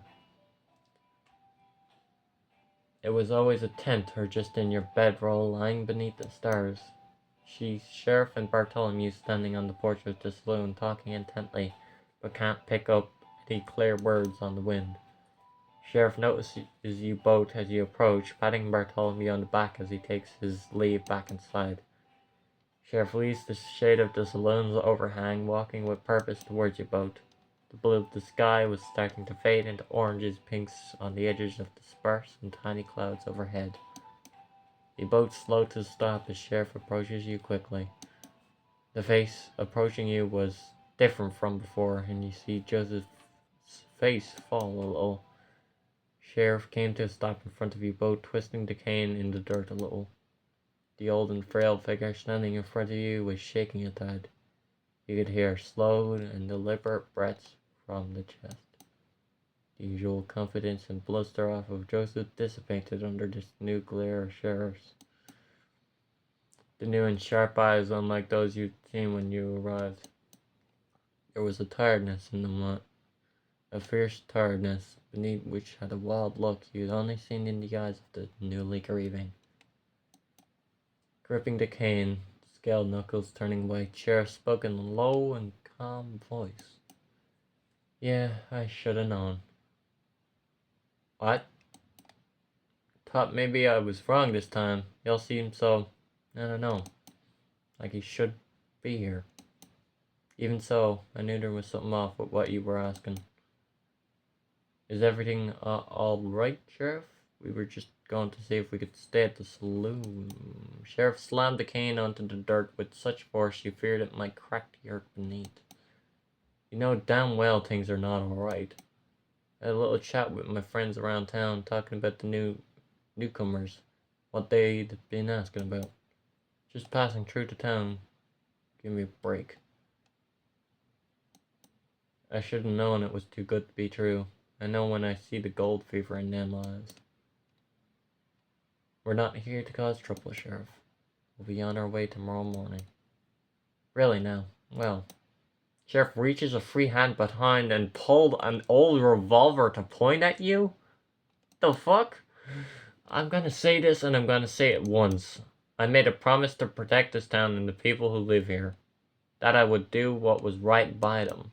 So both of you are gonna turn tail and leave right now, and you never come back. And if I ever see either of you heading this way again, I will shoot you dead before nary fur or feather crosses that town line. You stood still next to Joseph, a small fear of walking, talking. Hold as you feel like the wind might knock you off your feet. Understood, Sheriff. Joseph started walking away, not stopping for you, even as you stood there a moment longer just to say one word. Sorry. You know that didn't make up for it, but was all you could muster from your tight throat. You turned quickly and walked away, after Joseph with your head down, staring at your feet as they rhythmically sped one after another through the dust tracks of the town you couldn't come back to. Wow. The climb back out of the valley was quiet. The wind was the only noise to reach your ears. No words coming to pass between you and Joseph. Only the occasional meeting of the eyes when you looked to make sure you hadn't fallen behind. Those eyes, that face you had grown accustomed so quickly to, having at least a hint of a smile resting, was devoid of much emotion at all. He wasn't thinking about it, you felt, but to not think about it meant to not think at all. And so he didn't, his lens carrying him up the path, but no one was home. You understood, of course, as much as you'd like to not think about it either. You couldn't ignore the small dread in your chest, like it was in the cavities of your insides, seeping around and between your organs, a creeping terror. Not a suffocating terror, just making you feel heavy, dense.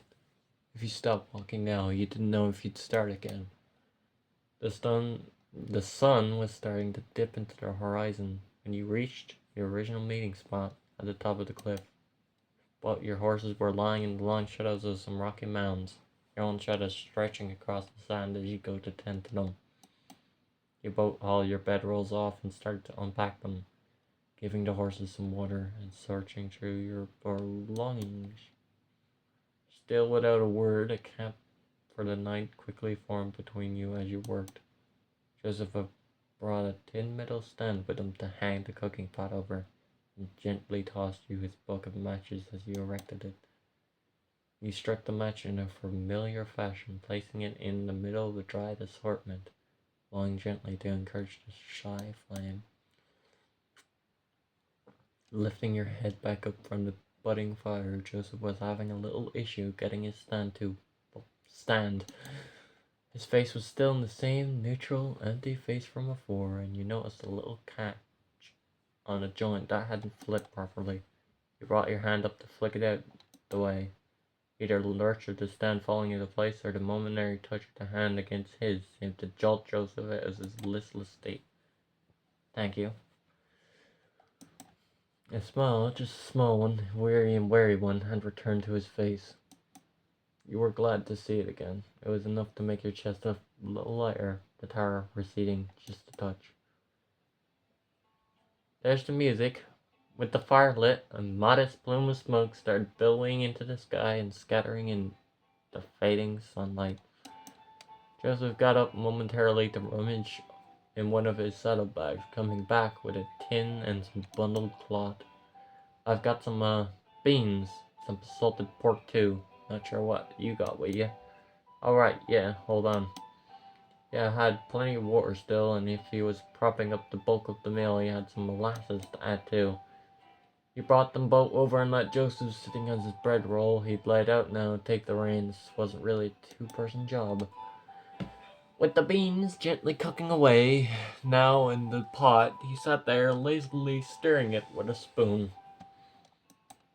You grabbed your bedroll and laid it out on the opposite side of the fire, squatting and dropping onto it with a thud, tucking your legs towards you, resting your head on your knees, holding them in your arms.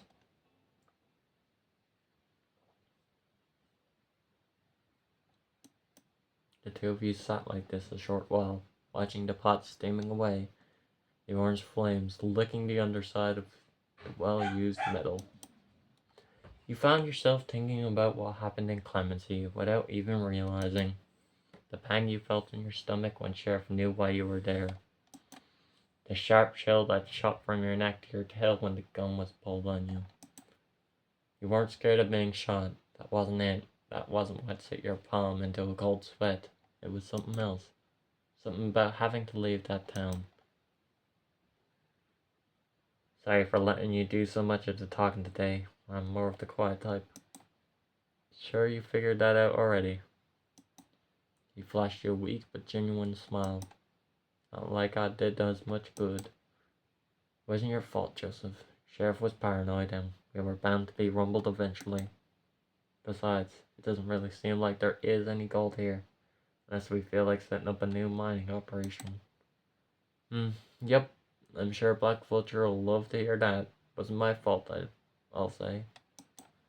He sighed a sharp, exasperated exhale through his nose hole. One knee of his crossed legs fidgeting and bouncing as he stirred the pot. You were like a little taken aback that he seemed to be mocking what you said. Maybe it just wasn't what you wanted to hear right now. Still, you understood his frustration. What would your bosses think if we hadn't told them what this place was like? Would they even believe us? Sorry. You were snapped up from your thoughts by his apology, a slightly guilty look on his face, knowing he must have seen that he hurt your feelings a little. You're right, it's not my fault exactly, but hell, this is a mess, Bard. His fidgeting was spreading, playing across the fettered fingers of his wings, his face, his eyes, his knees again. Like a ragtime tune was playing all across the inside of his body. What's he like, Black Vulture? He's, his breathing was ragged too. You got onto your knees and reached your hand onto his, that was stirring the spoon every now. A gentle but firm grasp, stopping its motions. Your eyes met over the cooking pot. He looked like he was seeing you again for the first time in a long time. The shaking in his hand came to rest and relax its vice grip on the long spoon as you held each other's gaze. Let go. I'm here. It's all right. He nodded a few times, taking his hand away and resting on his haunches, stretching his legs out. A few moments passed as Joseph regained his calm, laid-back demeanor, one leg still bouncing a little, quick rhythm, tapping a dance hall tune. The sun was... Yeah! Yeah!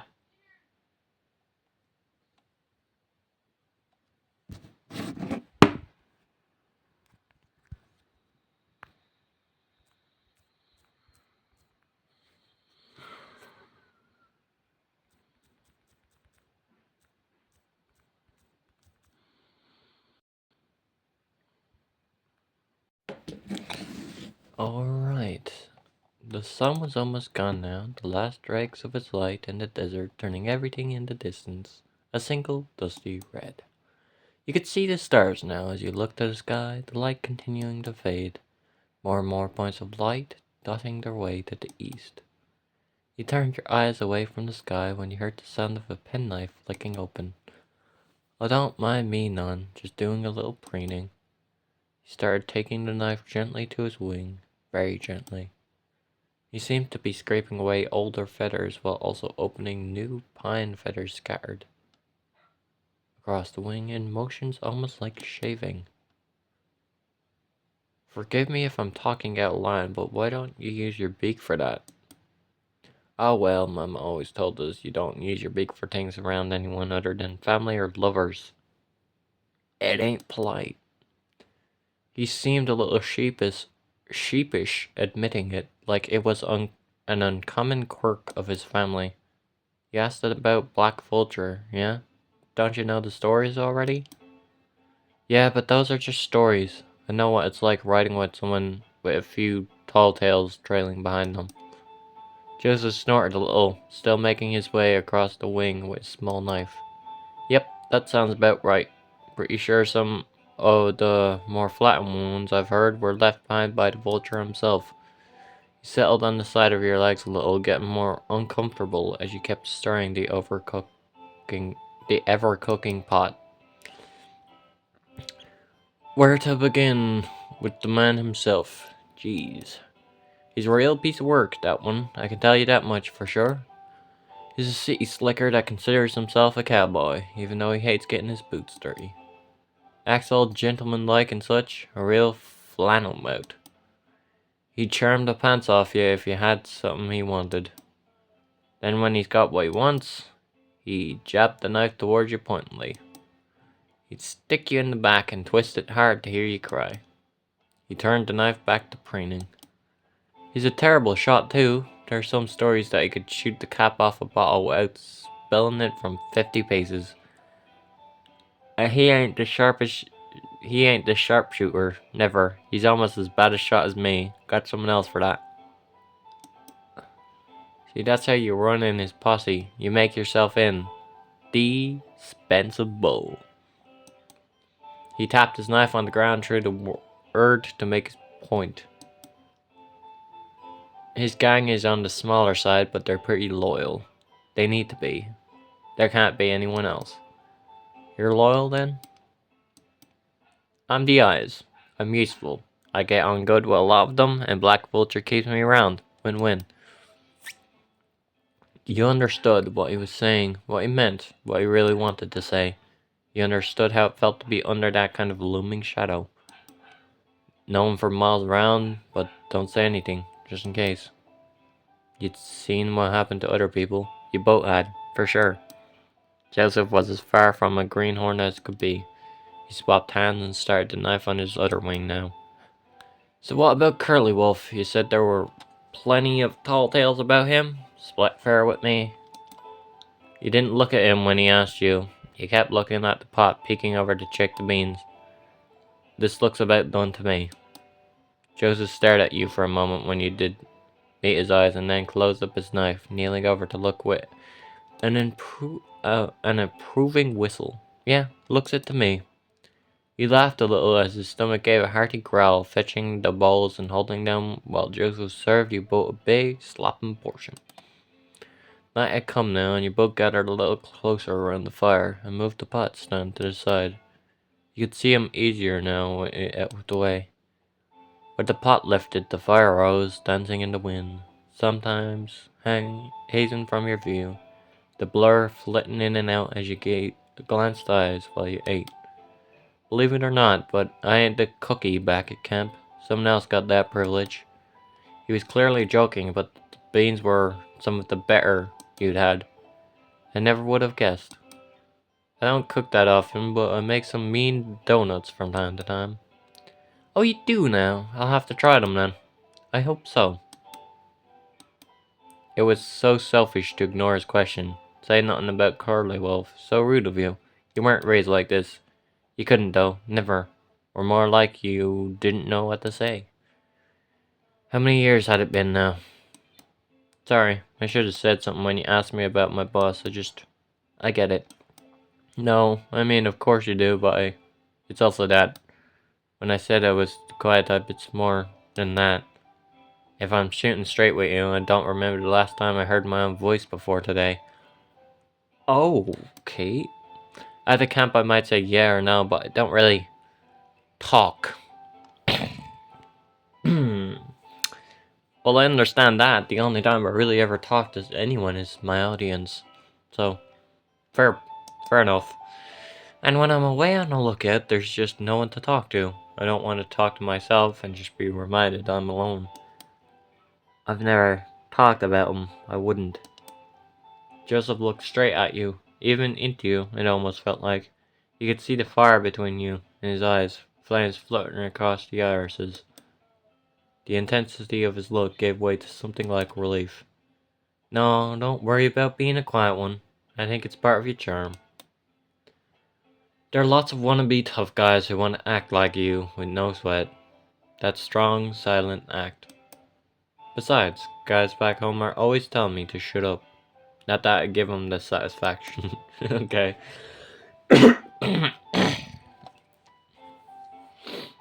I can tell that you being quiet doesn't change things. Same horse shit regardless of whether you make a fuss. He sighed a long sigh. What words could you even use for a man like him? Curly Wolf is a bad egg. I think sometimes he was born like that. I know he can't have been, but I don't know what god-forsaken things happened to him to turn him into what he is.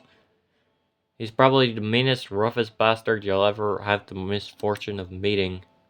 Anyone you can think of that you wouldn't want to run into, he's worse than that. I don't know about Black Vulture, but the stories Curly Wolf leaves behind, I don't think they even match up to how dangerous he is. I've seen him gun down traitors riding away on horseback 200 paces away. It's easier to get his dander up, and he's the last person you'd ever want to do that to. You make sure of that. Not the brightest you'd ever meet, but his instincts are keen. He's never made an empty threat, and he'll happily get his hands dirty to make good on them. Shit. Black Vulture said before he'd be willing to pick a fight with Curly Wolf, but they've never met. Now I'm wondering if he has any idea what that would get him into. He ain't stupid, but he's definitely too cocky for his own good. Oh, eat your bowl before it gets cold. Nothing worse than cold food. You did as he said, mulling over what you talked about while you ate. Joseph had a head start on you, but even so his eating was voracious, and he finished before you were even halfway through yours. He sat back from his hunch over the bowl, wiping his beak on his arm. He looked around some, into the fire, out into the darkness of the desert, at you.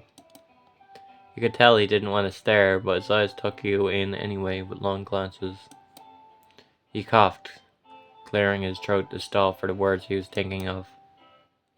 Say, Bard, I wanted to ask. He grabbed his knife again, taking it to his wing once more, looking away as he asked a common question. Your arm, I hope you don't think me cruel for asking, but what happened? Did he do that to you?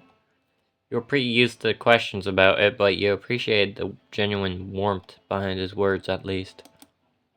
This old thing. Yeah, it wasn't pretty. It was a practical joke of sorts, if you can call it that, by some of the guys during the camp. Took my bandana and shoved it in the mouth of one of the horses. Egged me on like to get it back. Reached my hand in, and of course, the hoss gets all antsy and bites down such trash and trying to get away. I don't remember much after that, blacked out from the pain. Next thing I know, I'm being hauled to some doctor. Told me they had to amputate before it putrefied. Joseph had stopped preening at this point, looking at you with some real worry eyes and a soft expression on his brow of both anger and horror. Got the banana back, so you know, win some, lose some. Oh, Bart, no. I'm sorry. Nothing to be sorry for. Long time ago. You just live with it. Right. Full and finished, you set aside your ball, taking another appraisal of your surroundings, looking up to the sky and its carpet of stars. It was quickly starting to get cold, so you got up and went to your horses, fishing some blankets out for them. Looking inside the bag, you couldn't find your usual extra blanket for yourself. Shit, must have forgotten to take it before you left. You spied your binoculars in there. You took them and walked to the edge of the cliff again.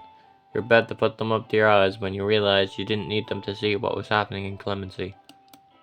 The whole town was dark except for the bright lights prominently shining from the saloon. You saw the shallow silhouettes of people dancing high out across the street in front, and if you listen very closely, music. Seems like they're having a rip-roaring time. Yeah, I wonder if they would do it tonight, like Bartholomew mentioned. Why wouldn't they? What have they got to be worried about? His voice was a little cold, blunt, ice cubes in the drink bumping your teeth as you sip. You know, out of all the towns I've been kicked out and run out of, this is the only one I'd want to come back to. This place ain't for us. We're trouble, Bard. We're no good for these folks. Tomorrow we'll be gone. We'll tell our bosses we didn't find anything, and if we're lucky, they'll just go on their way. Maybe in another life, we could have gone back there. It would have been nice. But this is our life, our only one. It is what it is. We move on. That's how we live. You could feel the wind blowing behind you, ruffling your trousers, whistling past your ears, as it seemed to push you towards the edge of the cliff. Yeah, I guess it is. The wind kept howling, picking up and dying down, whistling off of the valley and kicking up clouds of dust around the buildings down below. Curly Wolf is gonna ransack this place, even if they don't have anything. And what do you want me to do about it, huh, Bard? It's not my problem. You feel now the desert night on you. Your fingers, the tips of your ears, starting to feel the tenderness of the cold and the wind. You were shivering. You shouldn't have talked back to him. You knew how that always went. It never ended well. You just made him feel worse, like it was his fault. Why should he have to listen to your stupid concerns? It was your shit to figure out. He owes you nothing. You just met. You don't even know each other. If it weren't for convenience, you would have shot each other hours ago. You heard the sound of shuffling behind you as he got up. He started walking towards you. It came, as you knew it would. You tense up as he approaches, closing the distance, expecting the due anger. Closing your eyes when you feel him at your back, ready for the blow that's coming. You flinch when you feel weight around your shoulders, a squeeze of them too that you expect to hurt, but is so tender it couldn't possibly. Opening your eyes, you see a thick blanket draped around you down to your knees. You looked cold. Don't want to get consumption just standing there, you know how cold the desert gets. You dropped the binocular gingerly by its strap to the floor, and clasping the edges of the blanket with your hand tighter around you. You could feel how cold your fingers were just below your chin, almost numb. How long had you been standing here for? I'm dreadfully sorry. You got nothing to be sorry for. You and he sat back down by the fire, Joseph giving it a 1,000-yard stare. Thank you. Nothing to it. Get warm. You pulled the blanket tighter again, the desert chills still sweeping underneath. Are you not cold? I've been around the fire all night, haven't I? I'm fine. He's lying. You can see his feathers twitch and shiver, but he's trying hard to hide it. You wonder the truth of what he said too. But we just had to move on. Standing up with the blanket, you walk around the fire, standing over him a moment as he looks up towards you with wide eyes. You sweep the blanket around him and sit down, shoulder to shoulder. You were right. He's definitely cold, but a lot warmer than you'd imagined. Oh! Oh! I told you I'm fine. Don't give me that blow, tough guy. I know you're not. He looks like he's going to say something, but just shuts his beak. He suddenly seems a lot warmer. I'm sorry, I didn't mean what I said. I know. That wasn't the fella I've been around all day. I'm just scared. He nods softly, as to be almost unnoticeable. Yeah, more scared than I've ever been. Together you huddle, bringing the blanket tighter and tighter and moving closer to each other. He smells like the desert, dusty and sweaty. Why is this so warm? Why do you feel like this? Not warm like you're around a fire, but like there's a fire inside you. Warm coals shifting around inside and embers spitting in your throat. Have you ever felt like this before? Joseph, He looks at you, your face so close together. You lean your head into his shoulder, staring into the wild dance of the fire. I haven't met someone like me before, or someone like you. You're extremely kind, even to a stranger like me. I wish I could know you more than these few hours. I know I have to ride back in the morning, but of all the hopes I've hoped, the strongest is that I could just stay here. That the sun would never rise. I don't want to go back. You stay clinging to him. After a few moments, he pulls you tighter. I have to say, I feel the same way. I can see in you someone who's faced so many hardships. Someone who deserves better. Who's worked harder than any of the lump suckers back where you've come from. Or a couple queer fish in a barrel, I'd say. Lord knows how we found each other. The sun will come up again, and we'll have to go our separate ways. We don't have another choice. I just wish it wasn't so. I wish. You lift your head to look at him, but he just gives you a look and turns back to the fire. What are you thinking? He sighs wearily, like he's been asked to carry the world on his back. It's a flight of fancy, that's all. It's not realistic. You look at him curiously, catching his eyes. He looks at you, almost for approval, before he thinks about what he wants to say. I wish we could run away. That's it. The two of us, far away from everyone and everything. Ride east till we know no one's chasing us. That sounds nice. You both cuddle for a little while longer, sitting close and resting your heads together. The thoughts of running away take over in your mind. Is that what you want? As if he could read your mind, Joseph asked. What do you want to do? You thought more. No one had ever really asked you that. And even so, you knew what you wanted to say. I'm tired of running, Joseph. I want to fight. I want to kill Curly Wolf. Really? It's the only way I can think to be free of him. You know as well as I do. You don't get to just up and leave. Don't get me wrong, I'd love to be free of Black Vulture too, but you think that's something you could do? Kill him? I can't do it alone. Our gangs, Joseph, they're going to destroy this town, and after, if we ran away, we'd never be safe. We'd be looking over our shoulders the rest of our lives. I don't want to run away from things anymore. I want to run towards a better life with you. Joseph's eyes were sympathetic, but his expression was of discomfort. I think you're right, and I do want to help you, but I'm useless in a fight. I can't shoot straight. I don't want to die, Bard. I wouldn't let that happen. I'll keep you safe. We can keep each other safe. We haven't been living our lives, Joseph. Just surviving. Something better than that is worth dying for me, I think. A fight feels inevitable. We should face it. You really that desperate to get out? You nod, head held against his shoulder.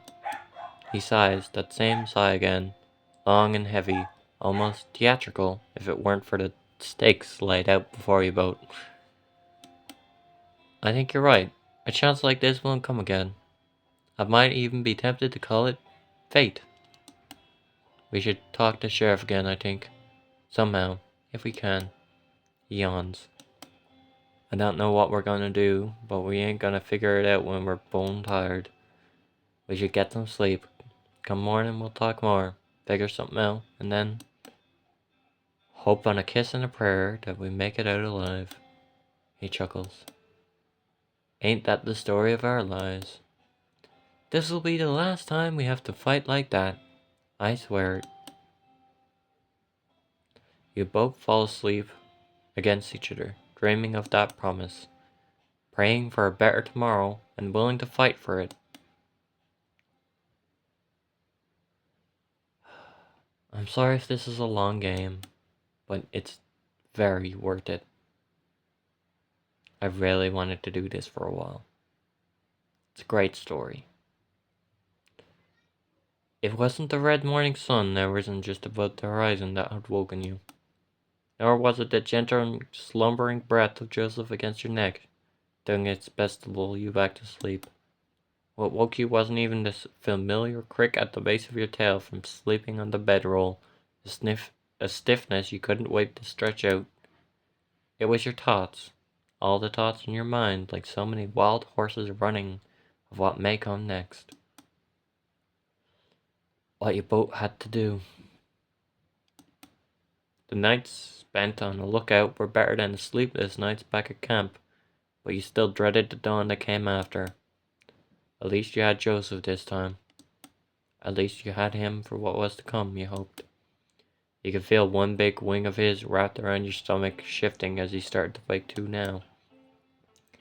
As much as you wanted to keep lying here with him for just a few more minutes, you knew you had to get up. Coffee wouldn't brew itself. You peeled back the blanket as little as you could to let yourself escape, gingerly untucking Joseph's fingers from your side. Sliding off the bedroll and through the dirt, you let Joseph's arm go down gently.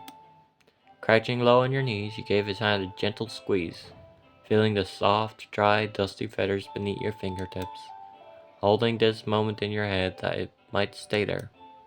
You stood up, dusting yourself off everywhere you could. Time to get ready. Even with Joseph here, your morning routine was mostly the same, just doubled, you supposed. Feed and water the horses, both of them. Make a pot of coffee, double the amounts though, let it brew for a little longer too, on the same fire as you used last night to get her. You kept thinking while the coffee boiled. There were many things you didn't have time to think about yet. Even so, an important thought still rose. And an important thought that kept bubbling up was how nice it was to not have the usual knot in your stomach. The tightness that twisted every time a cramp when you had to get food or drink to use the same tools in the same space as the others. It was nice not to have to worry right now, you thought, about sharing this. Joseph wouldn't complain about having to get coffee from the same pot as you. He wouldn't get angry that you were handling his stuff. Could it have always been this easy? Your stomach rumbling snapped you from your thoughts. Of course, you'd forgotten breakfast. You went back to your bag and unwrapped some salted pork, holding it between your teeth and tearing a chunk off. You always liked how chewy it was, when you weren't in a rush. The rhythm of your jaw grinding it up helped you think.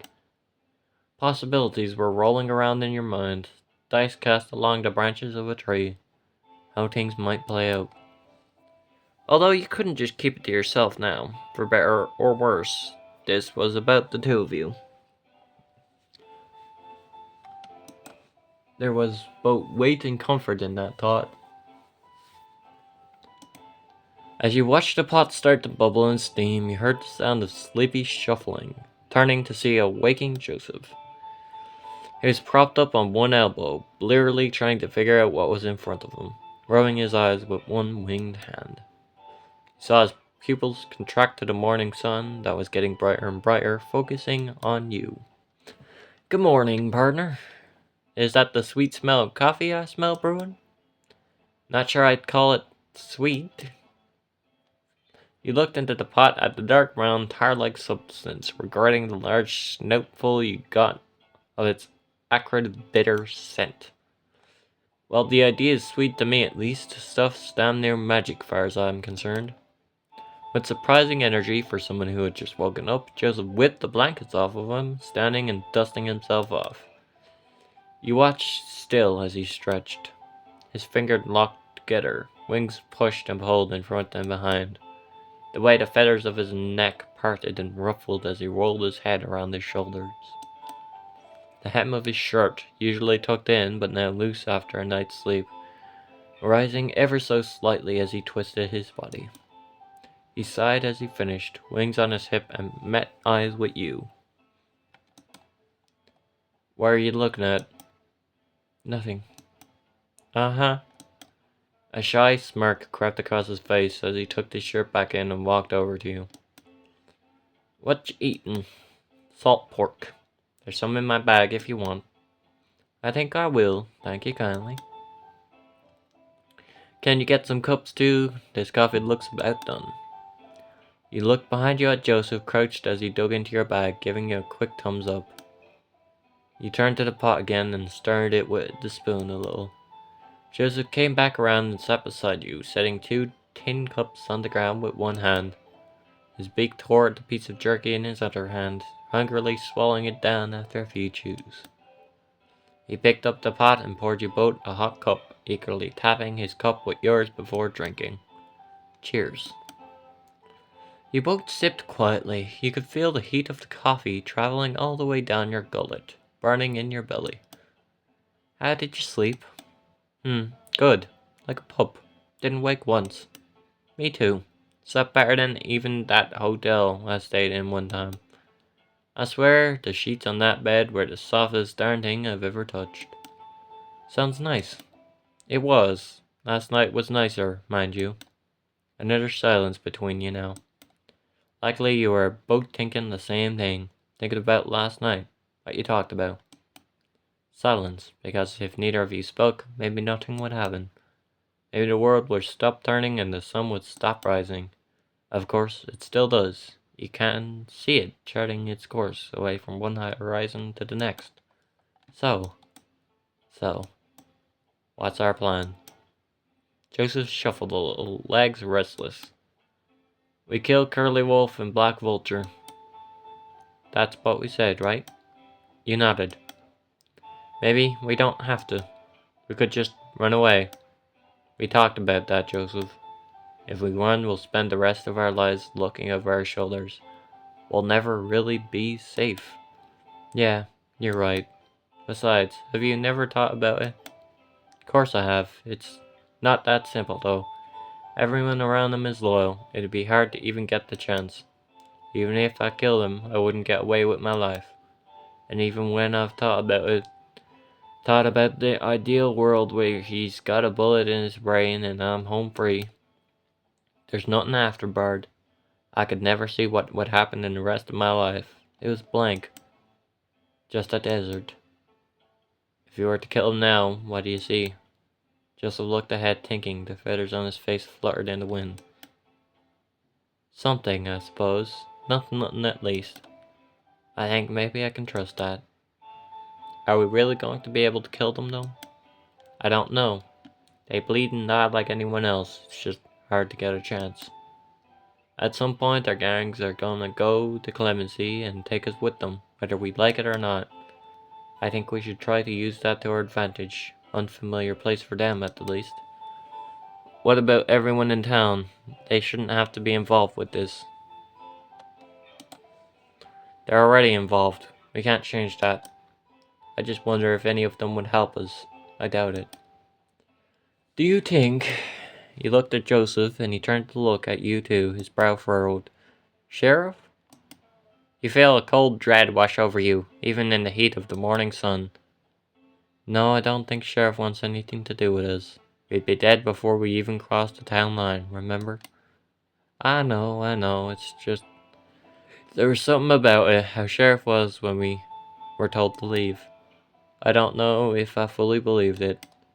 Sorry, Joseph, I think that's just wishful thinking. Hey, you listen to me now, I'm making it up. His voice was suddenly sterner, the timidness that had been in his voice now gone. I'm telling you, Sheriff, I don't think Sheriff wanted us to leave. There was something far too sad about us. God damn it. English, please. In brain, now. You saw it too, right? I'm not imagining it. You thought back. It had hurt too much to dwell on it, but now you thought about it, you had to agree. It wasn't like the other times when you'd been exiled or barred from places. There was anger, but there was also frustration, disappointment. That wasn't normal.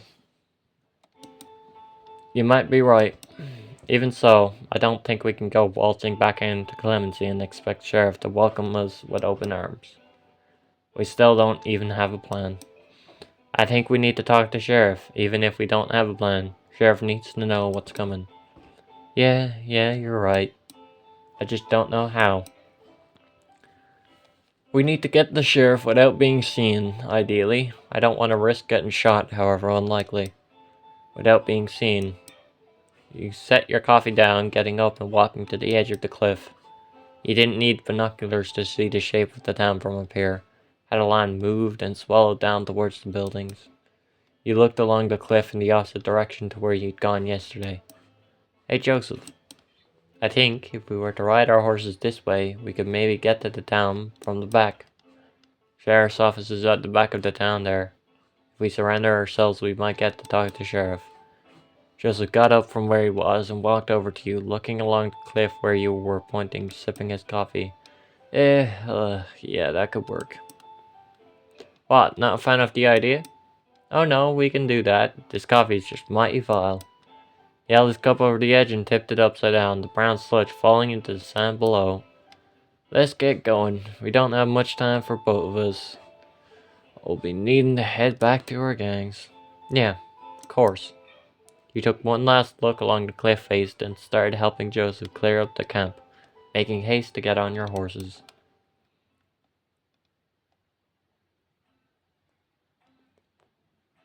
You rode as quick as you could down the cliff face, taking a long route around the back of the town. Climbing off your horses, you tied them up out of sight behind a rocky outcropping. You started your cautious walk to the edge of town together, cautious about being spotted. Sheriff's office was right in front of you, the squat building backing up onto the side of the desert. Two square windows were cut into the face of the building, holes in the frame from where bars once were. As you got close, you listened out for anything that might tell you where Sheriff was. The rhythmic tapping of wood carried on to the wind to you from the front porch. Carefully, you and Joseph sidled up to the building. Sticking close to the side, you shuffled along the stone wall, cold in the shade. At the edge, you slowly peeked your head out, squinting through the morning sun. Sheriff was sitting on the porch outside, looking out into the town, cane tapping idly on the wooden boards. You hadn't been noticed yet. You pulled your head back and nodded to Joseph, him nodding back in turn. You both drew your guns backs to the wall and called out, "Sheriff." You heard the panicked shuffling of someone getting out of their chair and the cocking of a gun. "Who goes there?" "So, Sheriff," Joseph barred. "Me mean you no harm." As you heard Sheriff's footsteps coming towards you round the corner, you both put your hands up, guns hanging limply by the fingertips. You stepped back from the building and out of the shade as Sheriff came to face you, a gun loosely pointed in your direction. "What am I looking at here? Why are you back? Are you surrendering?" "Yeah, kinda. Sheriff, we need to talk. For real this time." "Oh yeah? And I'm supposed to believe any collywobble you say now, am I?" "No, we know we betrayed your trust. We lied to you about why we were here, but we didn't lie about the danger to the town. We're asking you for a chance to explain ourselves." Sheriff's brow was furrowed. You could see that even under the tough and scaled skin, a few moments of silence passed between you. Sheriff holstered the gun slowly and calmly, the click of it unlocking, letting you breathe freely again. "Come into the office, then, if we have things to discuss." You gave each other a look of relief as Sheriff turned to walk back. You put your guns away as well and followed the lizard around. The office was darker inside than yesterday, the morning sun not quite shining in the same way. Sheriff stood with both hands as on the cane, face curious and stern, still untrusting. "So, boys, what do we need to talk about?" You looked at Joseph, and he met your eyes. They were darting about in the small way they do, even when you're focusing on a point. He gave you a little wink. That was all you needed. Yesterday, when we told you about those outlaws heading here, that wasn't a lie, or I guess it was a white lie. Our gangs know about this place and they're gonna be coming here, gold or not. So you're scouting our town out. Makes sense. Still, I don't see what's stopping you from lying about this town. You both know we can't do much to defend ourselves from a whole gang. So frankly, if I'm picking up what you're putting down and you don't want to hurt us, then just lie to them. Down we're armed to the teeth. Scare 'em off. They won't be stupid enough to still try. I guess we could, but what? Look, I appreciate you trying to come clean and help somehow, but this ain't our business, you see. It's not one gang, it's two. It's from the Curly Wolf gang. And I'm from Black Vultures. You're from two different gangs? Well, I'll be damned. You seem so friendly with each other. The thing is, Sheriff, we don't want to work for him anymore. Curly Wolf and Black Vulture, we want to kill them. We need each other's help to do that. We can't do it alone, you see. Your heart was beating fast in your chest, saying it out loud. Saying it to Sheriff changed things. Before you could convince yourself otherwise, you took Joseph's hand in yours, squeezing it tight as you stood next to him. Yeah, besides, there's no guarantee we'd be able to convince them not to come here, even if we did lie to them. We need your help too, Sheriff. Sheriff's face remained stern, or maybe concerned, you thought, eyebrows flat across the eyes, thinking. You boys are sure about this? This is what you have to do? Yes. Yeah. Joseph's hand moved, ensuring the grip of his fingers interlocked with yours. Psh, getting a little old for things like this, but alright. I can't in good conscience endanger the people in this town, but I think I may be able to help. Sheriff got up and started pacing. So your two gangs, they're both gonna come here. Yeah, I know Curly Wolf will for sure. Black Vulture is bored, I can tell. He's itching to do something. Any history between them? Any scuffles? Would they fight or make a truce if they met? Black Vulture has said before he'd fight Curly Wolf, but I don't know if Curly even knows he exists. Curly Wolf wouldn't work with another gang unless he had to. I don't think he'd give up this place so easily. Seems to me like them meeting up would be beneficial to your goals, don't you agree? A fight between them would be chaotic, but maybe that's what we need. Someone might even finish them off for us. It would be dangerous for us, though, to... Well, no, hold on. When do the lookouts get caught in the scuffle? Almost never, unless we start it. If anything, we should be the safest one of the bunch. Right, you're right.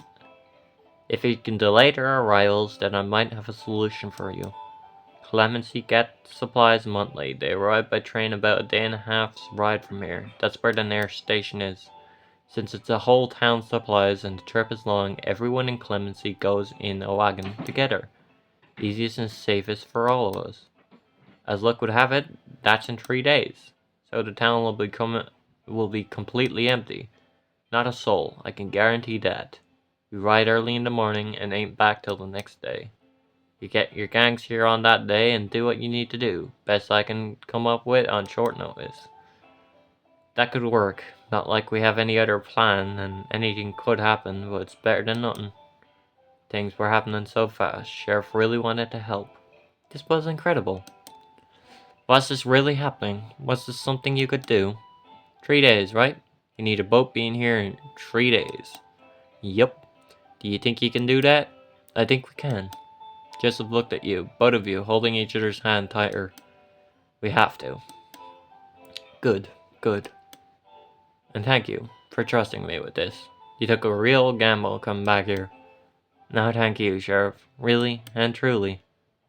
I hope to see you again when this is over. God willing, you'll make good on that promise. For sure. I think we both need to get going now. We'll be expected back today. Yeah, we need to start riding soon. Godspeed then, both of yous. Keep yourself safe.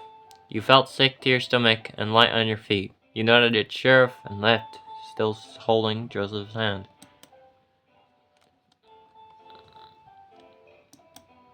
Back with your horses, you made the last-minute checks on your bags, ensuring everything was secure for the long trip back. 3 days from now, you'd be back, both of you. Some part of you dreaded needing to start this journey, lingering on the feeling of ending here, not moving. So much had changed since you got here. Now, you might be risking it all, Doesn't feel fair, the idea of losing something you only just found. Only just got the chance for. You shoved it down, though. The ride back was long. You didn't need that kind of worry gnawing at your heart. Pity for you that every time you saw his face, even a glance as you checked your saddle, it all came rising to the top once more. Like a drowning man pushed under the waves, breaching the surface again as he refuses to sink. I think I'm all ready. Me too. Joseph stood by your side now, waiting for you to turn and look at him. You contemplated just getting in the saddle, not lingering for longer than you had to. You feel the light touch of his hand on your shoulder. Twisting, pressing your face now over his shoulder, arms clinging around his side. You were holding him before you could think. Oh. Joseph said nothing. He did nothing, too. For a moment, until you felt the weight of his arms on your back tightly clinging to you. Your hand took a great fistful of his clothes between your fingers before they lay, and as you held him tighter, he squeezed you even more. You wouldn't care right now if he squeezed you hard enough to break a rib. Feathers on his neck tickled your face and poked your closed eye. You could feel the way his back bent as he leaned ever so slightly over you. You don't know how long the hug lasted, but eventually you let go. You could feel imprints on your skin from where the hardness of his clothes, his buttons, his belt had dug into you. Still, you didn't mind. He held you still, facing each other, holding each other's arms, looking at each other. Joseph's eyes flicked around your face and at the top of your head, holding his gaze there for a moment before leaning in. You felt the gentle prod of his beak on your scalp, the sharp edges tugging at your fur. He preened through a few more times, pulling gently and spitting the loose hairs to the side. Done. He pulled back, his face a little sheepish. There, that's better. Need to look your best when you go back. Oh, he preened you with his beak. Oh, that's cute. Thought your mama said it was impolite to use your beak, Well, she's not here. Besides, I think you fit the, criteria. Thank you. Oh, cute. Oh, no. Your cheeks were hot and flushed with what felt like all the blood in your body. You were sure you could see the same under his feathers. I'll see you in 3 days, you hear? Yeah. We'll kill those bastards. Yeah. You nodded. His hands trailed your arms as he walked away to his horse. You got up into your saddle too, the reins familiar in your hand. Joseph trotted his horse around up alongside you, facing the opposite way. Well, partner, time to go.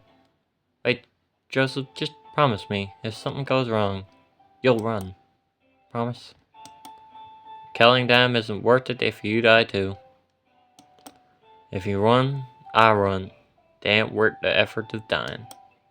You smiled at him, with the same type of smile as when you left home, weak and warm, but relieved all the same. Goodbye, Bard. See you soon, Joseph. You both started your horses moving, gently trotting until you were no longer beside each other.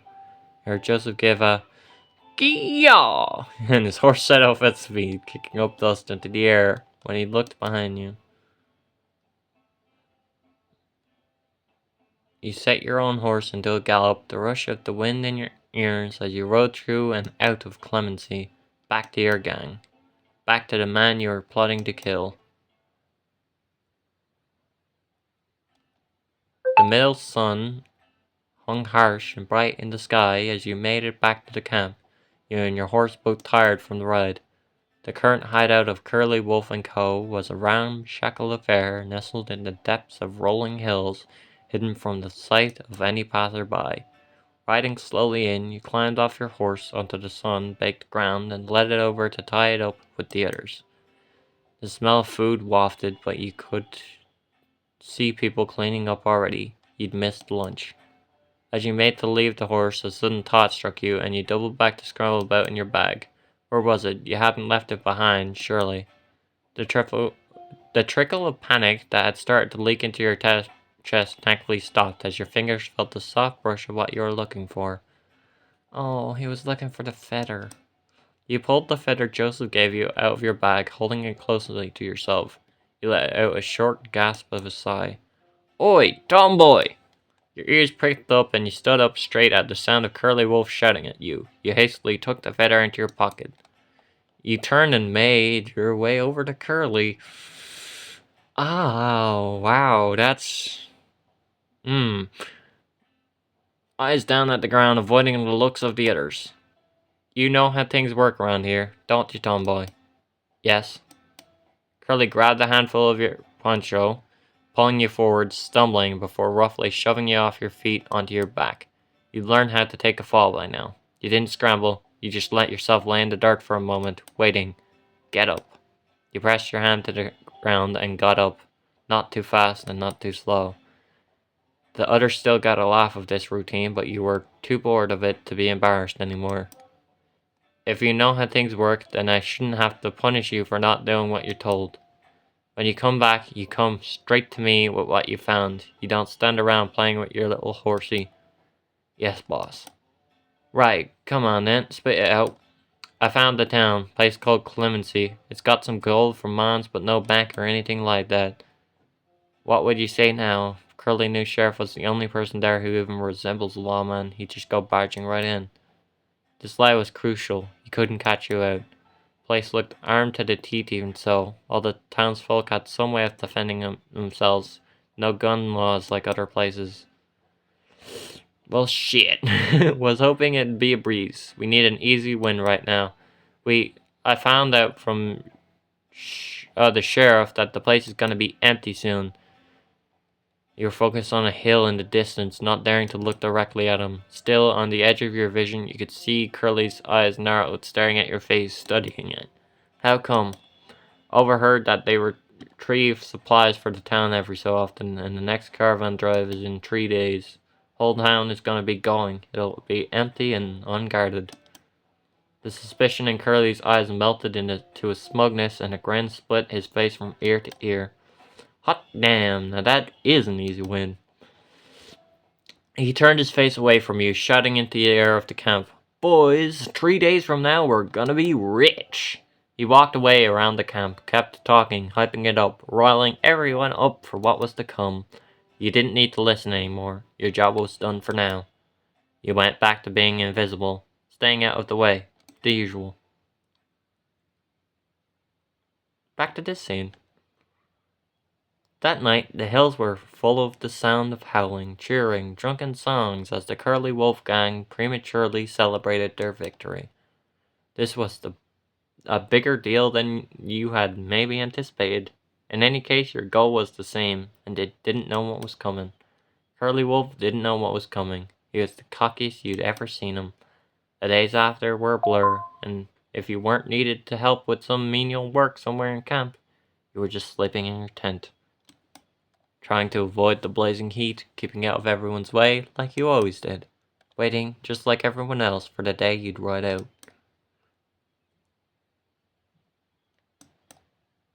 On the night before you were due to leave, you snuck out of your tent, out to where no one would see you. Away from the camp, the sounds of it echoing lightly through the air, you clambered halfway down the hill and sat. You didn't do this often. Who knew when someone might come to your tent, needing to drag you away for something? You couldn't risk it often, being unfindable, but you thought it important enough to do tonight.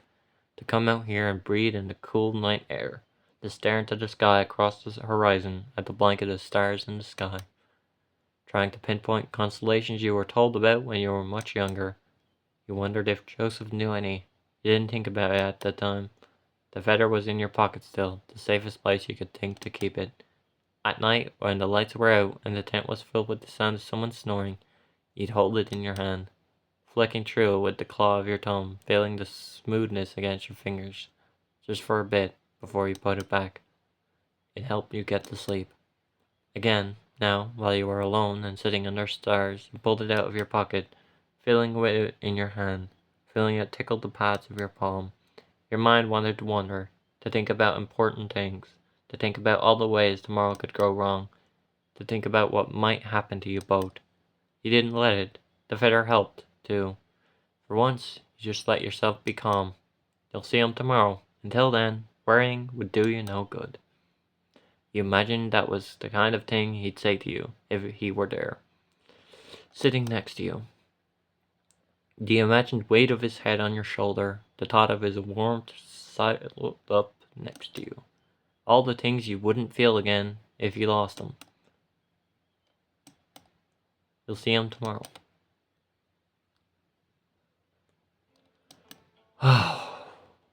It's the morning. You're awake early. You didn't sleep much anyway, as much as you tried to. The sun was as bright as always, coming through the yellowed fabric of the tent. You laid awake, waiting for the others to get up, waiting for Curly Wolf. He'd start rallying guys together for the ride to Clemency soon enough. You needed to make sure you were there. The minutes ticked by and you heard more people get up, the camp coming to life once more with the sounds of work and talk. You got up and got yourself ready, sitting on your bedroll after and waiting more. Then the voice of Curly Wolf. "Alright, boys, gather around. We're heading to the town of Clemency this morning. I need 10 or so men with me to haul valuables. It's around a half day's ride from here. Who's coming to get our gold?" You heard all of this as you were leaving your tent, making your way to the small crowd of canines. Instantly, there were people joining, eager to prove themselves to get their hands on real gold. 1, 2, 3 already. You slowly pushed your way through the crowd, trying to reach the front. Pushed out the edge of the crowd by the huddling bodies, you found yourself standing in front of Curly. He stared at you even as he clapped the hands and shoulders of other guys walking past, joining the excitable group. "What you standing here for, tomboy? We don't need any little pups to help shift the goods." You needed to be on this crew. You couldn't talk back to him, though. You didn't know what to say. What could you say? You just kept standing there. "You think you're gonna be any help with this scrawny stick?" He grabbed your arm, raising it up and down, shaking it by the wrist. Every inch of you was screaming to snatch your arm from his hand, but you knew what would happen if you did. He threw your arm back at you, making you stumble a little. "Go make yourself useful someplace else. I only need real men for this trip." You had to say something. You had to. You had to. You had to be there. You'll need a lookout. He was looking at the assembled group, doing a quick head count. "Alright, boys, that's 10. Be ready to move out in 5 minutes. He didn't seem to hear you. Your words were quiet, whispered. He tried again. "You'll need a lookout, Curly." His ears twitched. He still didn't turn to face you. "I heard you the first time. Stop yapping at me about bullshit. We don't know when the townsfolk will be back. It'll be bad if they come back while you're there, and even worse if there's no keeping an eye out. Y'all will have your hands full already." You heard him sigh, and a little growl rose in his throat before it subsided into nothing. "Fine then, tomboy. If you're that eager to come, I suppose I'll have to let you. You're riding in the wagon. You don't need a horse." No, you didn't get that privilege when other people needed them, you supposed. The wagon was fine by you. You knew it was a punishment of kind, but that you'd be riding in it on the way back too, along with everything else. Boxes and sacks and supplies and whatnot, all bumping about, hoping none of them fall over and hit you. Cramped spaces with nowhere to sit or lie, just standing for hours waiting for it to stop. Get a move on. You followed after Curly to get ready. Of course, what Curly didn't know was that you weren't going to be coming back here. Neither of you were. Yeah. From where you sat, slumped in the corner of the wagon, the wind whistled through the gaps in the canvas next to your head. The edges flapped, the wind ruffling your clothes and your fur, drying up your nose as you sit with your knees up.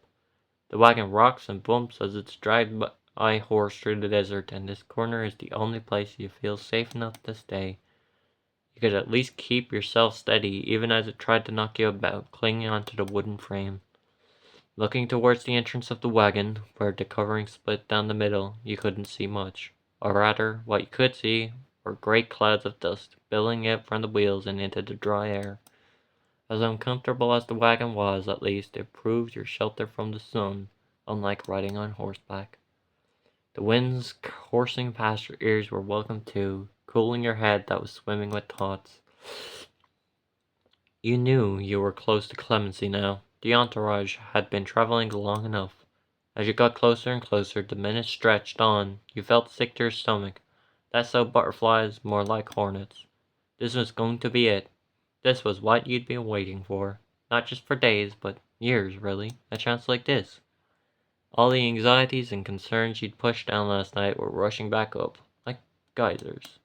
What if Joseph wasn't there? What if his gang wasn't there? What if you reached Clemency and Curly realizes you were lying? What if you couldn't kill them both, or they demolished the town, and Sheriff came back to find nothing left?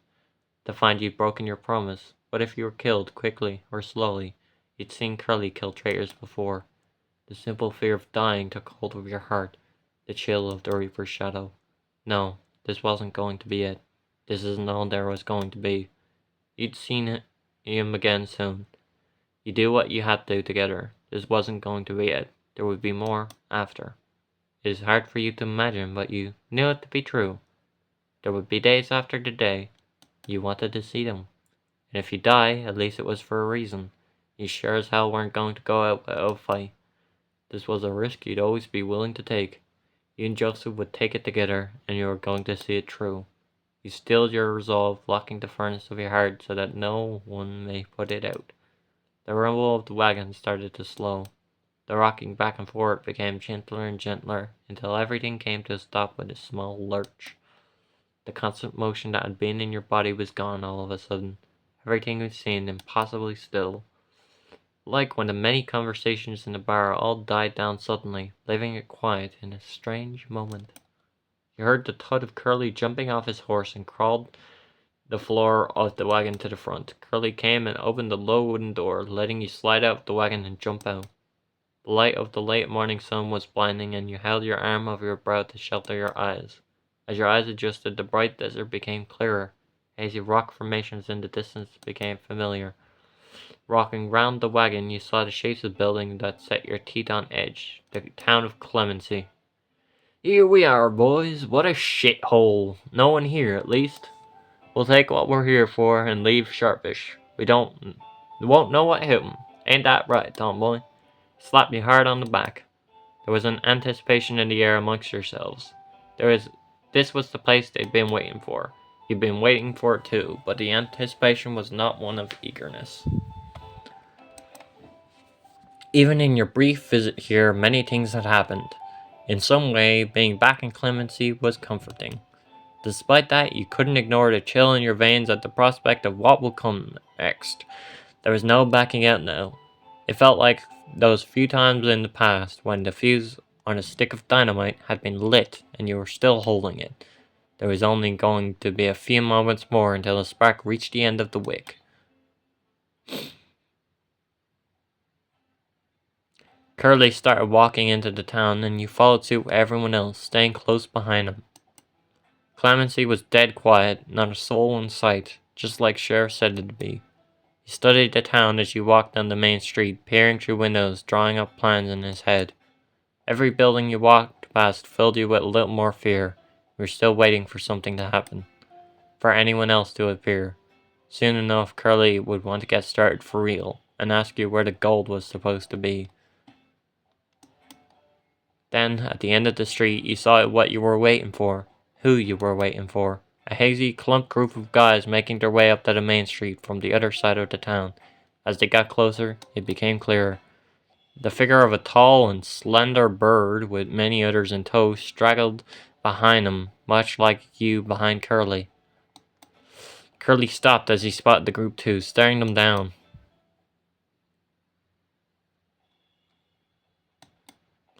Now who the hell is that in my town? He started walking again with purpose and menace, and they quickened their pace and turned towards you. You felt your heart beating in your chest now, reaching up to your throat, blood rushing, adrenaline starting to build in you. They were really here, and you could see Curly wasn't happy about it. Both sides slowed as they came closer to each other, coming to a stop halfway down the street, a few dozen paces between them. Not too close, not too far. You saw Black Vulture much more clearly now, and he was looking with intrigue at Curly. He looked past him, though, desperately searching for the small crowd of people following in his wake, until he saw the one you'd been waiting for. Joseph, stony-faced and stern, blending in with his compatriots. It was almost funny to compare him to the laid-back and jovial man you'd gotten to know. After a few moments longer of staring each other down, Black Vulture spoke. Well, well, is that who I think it is? The infamous Curly Wolf. What's it to you, and what are you doing in my town? Well, I'd imagine we're both here for such much the same reason. I've heard tales of your exploits. Can't say the same. Who are you? I'm Black Vulture, gentleman outlaw of the... Doesn't ring a bell. The feathers of Black's neck clearly ruffled at Curly's rebuttal, and he waved it off. More fool you, I say. You're here for the gold, then? Yes, and how strange that we might run into each other like this. I'm willing to bet you're not a sharing man. Like I said, this is Curly Wolf property now, so you best go on and fly away. No, I don't think we will be, Curly. I think it would be a shame for so much gold to be wasted on scum like you. Ooh, tension. Should keep that high floating beak of yours shut, lest you want that barrel of a gun inside it. Let us see then, Curly Wolf. To the victor go the spoils, and I intend to spill that tiny brain of yours across the dirt. Fine by me. Don't need much of a brain to shoot you. This wasn't how you'd wanted things to go. You and Joseph were still in the thick of it, facing each other. You thought you'd be out of the fight. The air was still. Hands came to hover over guns, every pair of eyes trained on the opposing side, waiting. In a standoff like this, it was a test of the boss's mettle, their mental fortitude. How long would anyone last before pulling the trigger? Trying to psych each other out, being the first to take the shot wasn't always the best call, but having to react to that first shot could be worse. It was a test of loyalty, too. For everyone following them, your underlings couldn't step out of line or take the shot themselves. To break rank early would be a betrayal, but when bullets went flying, it was unpredictable. Staying meant a risk to yourself. You knew Curly was a good shot. He had the upper hand there. But you were reminded of something Joseph told you. Black Vulture wasn't the shootist. He had something else for that. He could brag, but he wasn't the real one. He thought about whether Curly should know. Ooh, fuck. I'm gonna save in slot 2. And I'm gonna click off it. And then I'm going to tip him off. An expert shootist in the fight was a danger for you, as well as Joseph if things got hairier. It was risky, but if Curly knew, then the fight may be over sooner. Boss, I've heard about Black Vulture. Curly side-eyed you like someone would a child that had spoken out of line. Tch, what about? He's not the shootist. He's got someone else for that, is what I heard. Can't shoot straight himself. Slight contempt in Curly's face towards you disappeared, morphing into something more contemplative, studying the crowd. I see him. I got his number now. Maybe you're not so useless after all, Pipsqueak. A cruel feeling of pride rose in you that you wanted to burn and bury. The seconds dragged on. It felt as though your very breath may tip the scales, chest heavy from breathing the air of people who wanted to kill you. There was a safety in numbers, in the crowd. Even so, you found yourself for the first time thinking about running. Never before had you considered it. This time was different, of course. There wasn't going to be a next time. Running would tip the scales for sure, but you couldn't know in whose favor. Play it safe with the gang or run and let all hell break loose. I say stay because we can still change. No, if you ran, you might make yourself a target. Better to stick with the gang till they scatter. Curly spoke up in a low voice, cast to those behind him. Watch and learn, boys. He flexed the wrist of his hand, holding it out before clutching his gun in its holster. He saw Black Vulture react in turn, reaching for his gun. Curly liked to play with his food, to show off. He waited for the moment Black grabbed his gun the same, then quickly and expertly pulled it free, pointing it dead straight. He knew he'd always be quicker on the draw. The deafening noise of a gun going off did not come as expected. Curly kept his arm locked straight down the street. Black pulled his gun too, but that wasn't what Curly was waiting for. Not quite. In the huddle behind Black, a small masked bird brought their rifle to rest on their shoulder, aiming down her eyeline towards you all. Towards Curly. Gotcha. Your whole body jumped as a shot rang out. The telltale whiz of a bullet down the street was cut short as it hit the small shootist. He flailed and fell back with a spray of blood from his head, falling into the crowd. The tension in the air shattered like glass as all sides scattered, kicking up dust in their wake. Black started to run too, but Curly stayed just as he was, gun held out. His arms swung and tracked Black's movement as he ran. He fired another shot and Black stumbled and fell, tumbling across the ground and out of sight behind a building. You know what to do, boys. Take him out for me. I'm going hunting. Curly turned and slinked away before the fight started for real, the air now filling with the cracks and pops of gunshots. He walked down an alleyway, heading away from the main street, and you quickly followed, catching up to tail him. You followed him into the maze-like clump of houses that lined the street, trailing his shadow as he headed to the other side. Emerging at the edge of a hill that sloped into the town, Curly had stopped just around the corner and noticed you as you came out too. Huh, you really are eager today. Help me find that dandy playing cowboy, and I might reward you if he gets a bullet atwixt the eyes.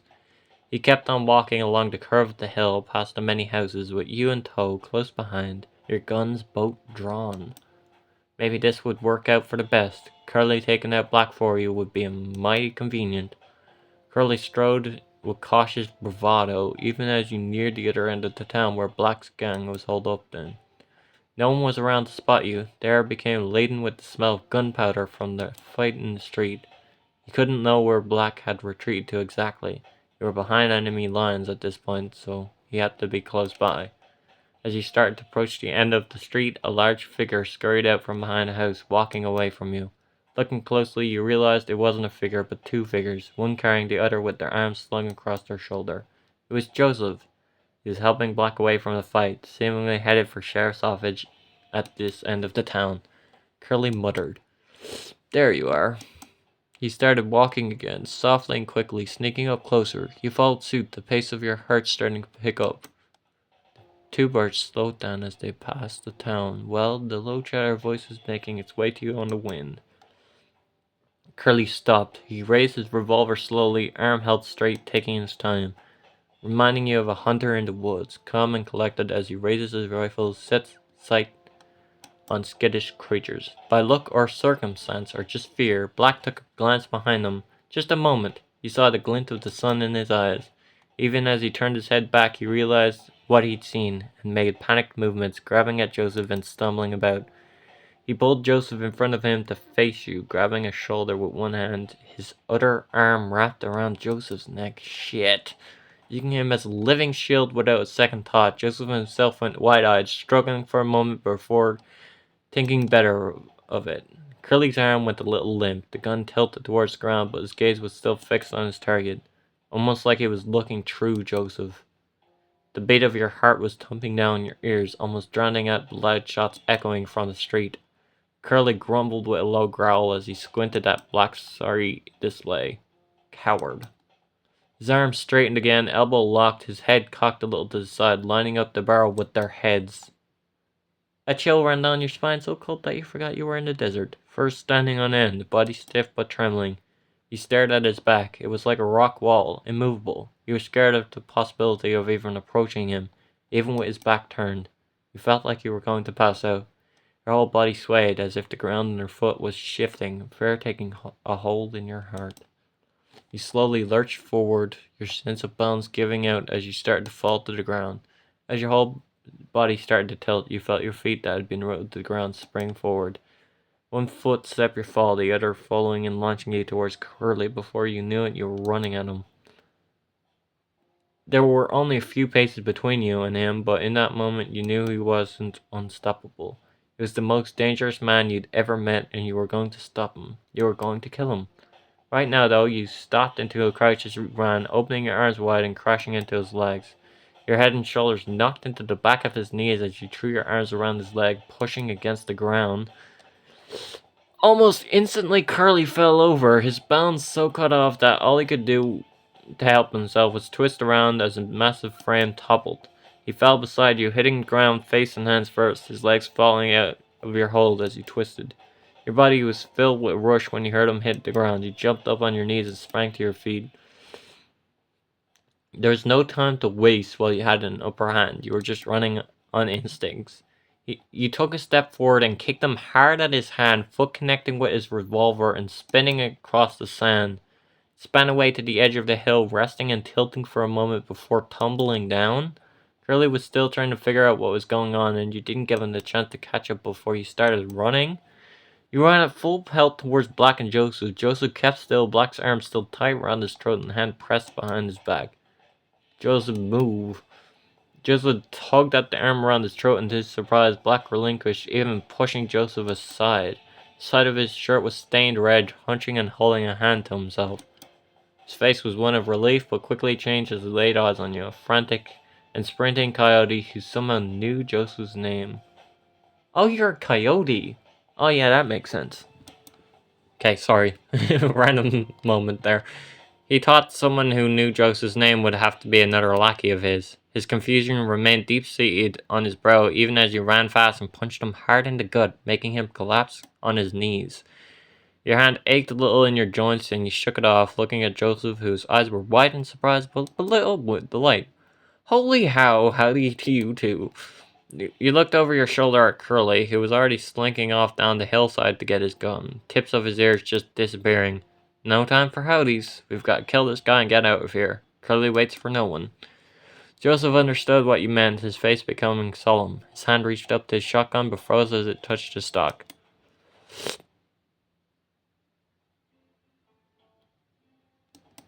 You could see the trepidation in his eyes, the figure of Black kneeling over in pain reflected in his keen gaze.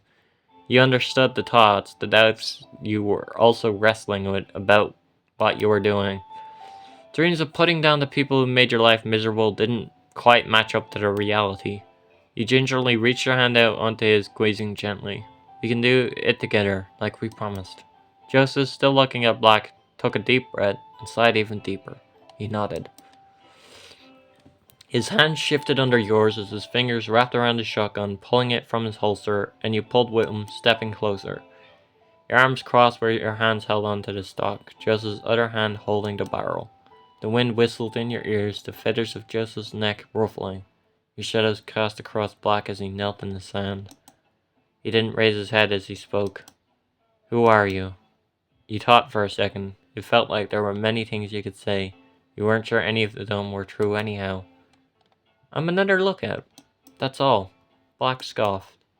That's all? You're a stranger about to kill me and you won't even give me the dignity of a name? I'm not sure you ever earned that kind of right, Black. I don't think I earned an execution at your hands either, Joseph. Yet here we are.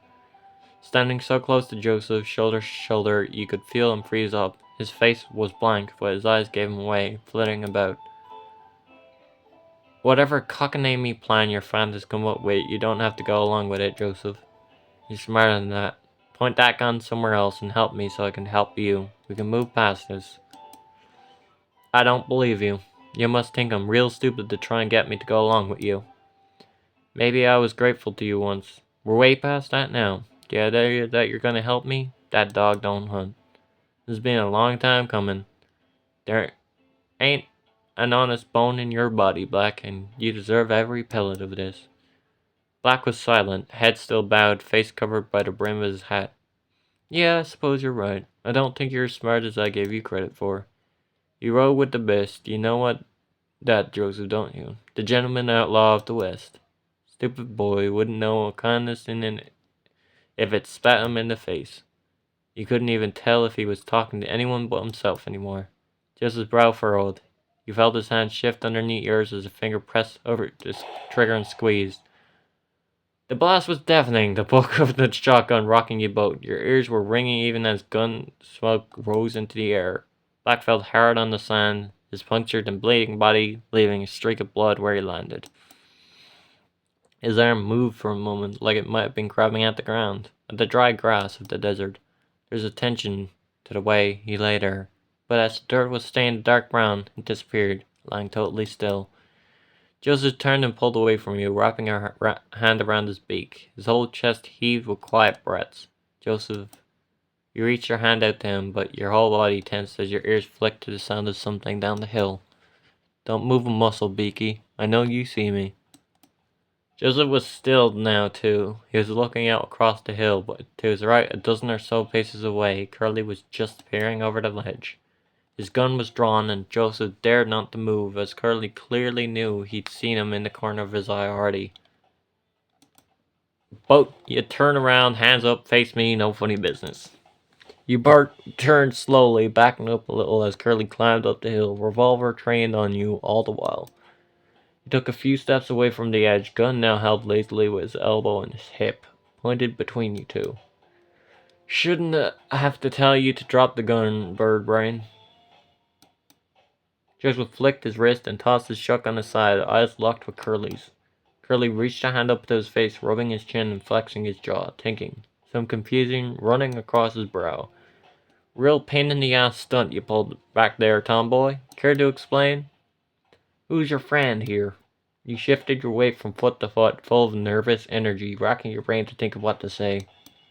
He hadn't immediately assumed you had betrayed him. Not yet. You'd be on the ground begging for mercy by now if that were the case. You'd been still playing along till this point, helping him out, backing him up, tipping him off. He didn't like you, but you just about wormed your way into his good books. You can use that. Just keep playing along. This is Joseph. He's one of Black's lot. We met a few days ago and made a truce. You relaxed your arms in the air a little, slouching to him, putting on airs that you were less tense than you really were. He didn't like Black much, so we set up a plan to kill him, and he'd come join our gang. He looked at Joseph for a few moments, meeting his eyes, seeing that he understood where you're going with this. A reassurance.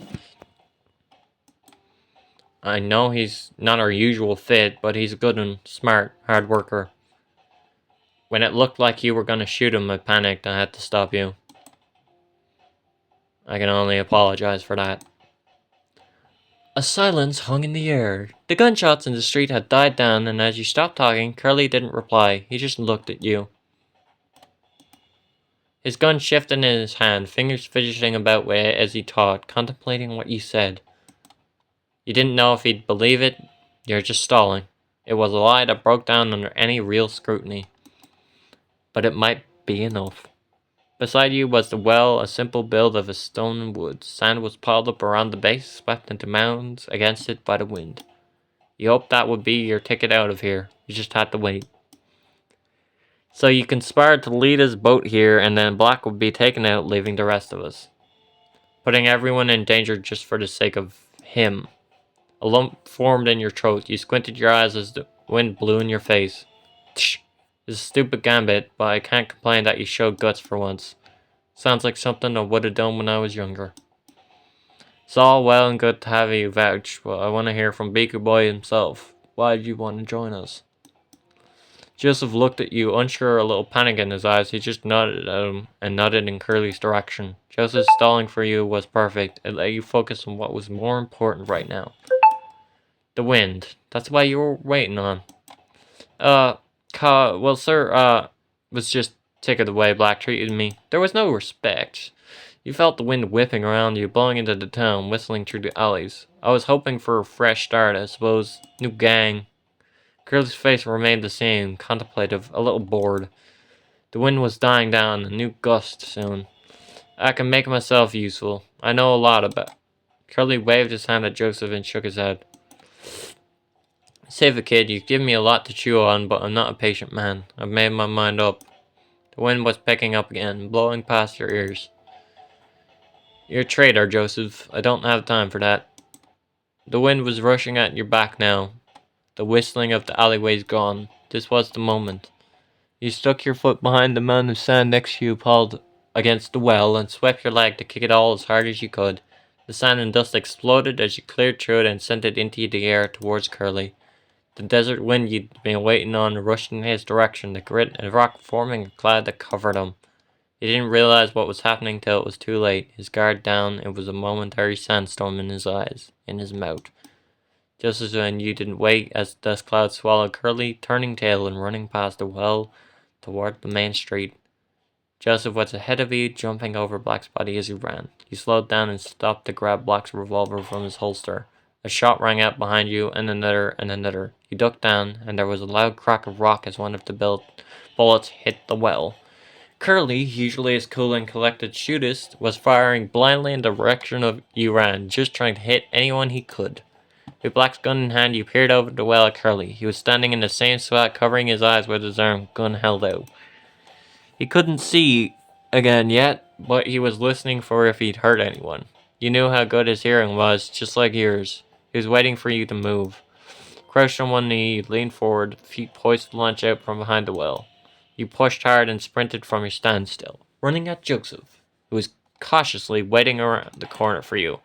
Another gunshot striking the ground near where you ran, and you stumbled as all the momentum of your run propelled you forward. You glanced at Curly as you ran and saw him start walking towards your boat, round the edge of the building. Joseph's hand tapped you on the back and pushed you forward as you ran past, running behind you as you headed towards the saloon. Two more shots rang out. A window on the saloon burst and shattered glass fell out of the frame. You heard Joseph cry out behind you. There were more shots now, but not from Curly. As you cleared across the street, the fight started again, bullets flying. Joseph and you slammed into the doors of the saloon as you leapt onto its porch. There was a red gash on Joseph's shoulder. You couldn't stop yourself from staring at it, a deep pit suddenly opening in your stomach. Joseph snapped you out of it as you opened the saloon door and rushed inside.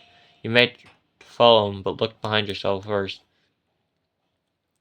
Curly was standing at the end of the street, wary of the shots going off, staring you down all the while. Something in his eyes changed when he saw you looking at him. He looked at his gun before tossing it aside, not waiting to reload. He pulled his knife out from his sheath and started booking it towards the salon. A chill of ice ran down your spine as he started running at you, and you hastily threw Black's revolver across the floor towards Joseph. Hide. He looked at you, then saw Curly past you, then looked at the gun on the floor and grabbed it after a momentary pause. The last thing you saw as you slammed the saloon door shut was Joseph sliding to the end of the bar before Curly was upon you. You swiveled around in time to see Curly reach towards you as his hand closed around your throat, shoving you against the wall. A dull pain throbbed at the back of your head as it bounced off the wood. Curly gripped your neck and keeping you there. Your hand snapped to his arm and pulled claws digging in and scratching the muscles of his arm, straining against his skin, drawing blood. He had no patience for that and snatched his arm away, snarling, before snatching your wrist and holding your arm up, pinning it to the wall. Your back was flush with the wood, forcing onto your tiptoes by his pulling on your arm, bringing you to his height. His grip was tight around your wrist, your hand starting to feel numb and prickly. He came up close to you and brought his knife up, tracing the blunt side around your face before turning around to threaten your cheek. The blade, cold and hard through your fur just below your eye, held still to your skin by Curly. He was so close now, face to face. You could smell the days of coffee on his breath and see your own tired, fearful face in the pinprick blackness of his eyes. Your mouth dry, your panting breath hurting in your throat. Always knew you'd turn traitor. I never fucking liked you, the way you looked at me sometimes. Hate, I think I'd call it. Had me going for a moment back there, though. Thought you'd finally seen some sense in your own screwy way. Too good to be true, heh. But what should I have expected? It's always been your game, blending in. You knew what you were doing, never giving me an excuse, never giving me a chance, 'cause you know what I do to traitors. I like to make 'em squeal. You're stupid, but not stupid enough to let that be you. Till you blew it today, of course. You felt the knife twist so slightly in his hand, toying with it, thinking of what to do with you. Shame that I don't have time to give you the proper traitor's punishment, but I have your feathered friend to finish off after you. Say your prayers, kid. The beating of your heart pitched into the rhythm of a stampeding horse at the thought of dying, of the knife about to slice you open, the thought that Curly was about to kill you. But what scared you even more was the thought of what he might do to Joseph. Time felt like it was at a standstill. Curly was going to make his move. He had to do something. You weren't going to let this happen. You couldn't. You came here to kill him. You weren't going to die. The fear propelled you now as your head lunged forward. You stuck out your neck with the speed of a cracking whip, snapping your jaws open. Curly hadn't even pulled the knife back yet, and it sliced through your cheek as you stuck your head out and clamped your teeth on his snout. You bit as hard as you could on Curly's face, teeth meeting bone and cutting through flesh, all the tension in your body locking up your jaw. You tasted blood as it hit your tongue and knew you'd done enough, throwing your mouth open wide and pulling away as Curly recoiled. He let go of you, staggering back a couple paces, and your feet fell flat on the deck. His hand covered his maw immediately, feeling the damage, wincing, blood starting to pour down his chin. You kept your mouth open, not daring to breathe, yet sucking on your teeth and spitting a red glob to your side that splattered on the floor. The taste of blood in the back of your throat made you want to be sick. Curly was breathing heavily through his fingers, hackles raised, growling, eyes fitting around you but absolutely focused. In an instant he rushed towards you, the knife in his hand twisted downwards now, and he raised it up to stab at you. You were frozen still for a moment before you threw yourself out of the way and ducked as Curly plunged the knife where it had just been, buried itself deep in the wooden wall of the saloon. You stumbled, hard landing and steadying yourself on the edge of a window. Curly tugged at the knife once, twice, but wouldn't come loose. You made eyes towards the saloon door, thinking of running. Curly gave up on the knife as soon as he saw you make a move, snarling and throwing his weight out to catch you. Arms stretched out and grabbed you, both hands digging in under your armpits and pulling you back, lifting up in front of him. Come on, Joseph, take a shot. You heard he held you aloft for a moment in his fit of rage, your feet clear off the ground. He swung you one way and then swung you back with all his strength, the inertia lifting your stomach as he hurled you out the window. You shut your eyes tight as you were thrown, and your whole body tensed as you crashed through, the glass cracking at your back. Your senses were overwhelmed as you sailed through the window, the sounds of shattered glass deafening in your ears. You were in the air for what felt like minutes, totally weightless, before you crumpled upon the ground. Your body screamed at the bruises, the cuts, the scrapes covering your body. Your back felt like it was on fire, your face wet and sore. You were curled up, lay on your side. You wanted to get up, to move, but you couldn't. Your limbs were too weak, your head swimming. It was all you could do to crane your neck and lift your head up enough to look towards the window. The sunlight was streaming in so bright from your view on the floor, you heard the sound of wood creaking and cracking. Curly walked slowly into view of the window, holding his knife again, breathing hard still, muzzle trained and matted with blood. He wiped his arm across his face, getting the blood out of his nose, relaxed like a boxer who'd won his fight, just cleaning himself up. His frame filled the window, silhouetted by the sun, shadows spilling into the saloon. He looked at you with smug relief and sighed. Getting too old for this. He started carefully climbing through the broken window when a loud bang went off behind you, echoing off the walls of the saloon. Staggering back a step, he clutched at his chest and another bang went off, a second gunshot that made another small red hole. He stumbled trying to catch himself on the porch railing, but sliding off, falling out of sight past the window with a series of thuds. You heard shuffling behind you as Joseph crawled out from the end of the bar over to you. Yes, Joseph! His gun rattled on the floorboards next to you as he discarded it, hands gingerly touching you, trying to find some purchase to help you up. You could tell he was trying not to hurt you, but you were hurt anyway. There wasn't any avoiding the searing soreness as you tried to sit up. Your head was clearing and everything became less muddled, the pain in your body also more noticeable to you. Cuts and tears in your back screamed in process as Joseph helped push you to a sit and you hunched forward, legs straight, taking a moment. I don't know if you should move yet, Bard. Just stay put. You could hear the worry in his voice. You didn't know how bad it looked, only how it felt. You'd live. The other thing you heard concerned you more. Past the cacophony of guns outside, past the wind howling through the broken windows. You shifted your weight to the side, pressing your hand to the ground and rolling onto your knees. You took another moment to breathe. Your back was on fire every time you moved, but you could deal with it. You just had to take it slow. Facing the floor, you saw yourself reflected in the shards of glass gathering around you. There were gashes on your face, on your cheeks. A large red wound went around the top of your snout, and you resisted the urge to scrunch your face and see how it felt. Bard, where are you going? You're gonna hurt yourself. I'm alright. It wasn't very convincing that you winced as you said it, a long pain relieving exhale as you slowly stood up. Damn. Straightening your back felt better even as the many cuts flared up, soreness fading as you stood to your full height. You turned to the window and walked gently over to it, stepping between broken glass towards the sound of struggling breathing outside. Your hand passed over the handle of your gun and you pulled it from the holster, pointing it down past the window as you peered over.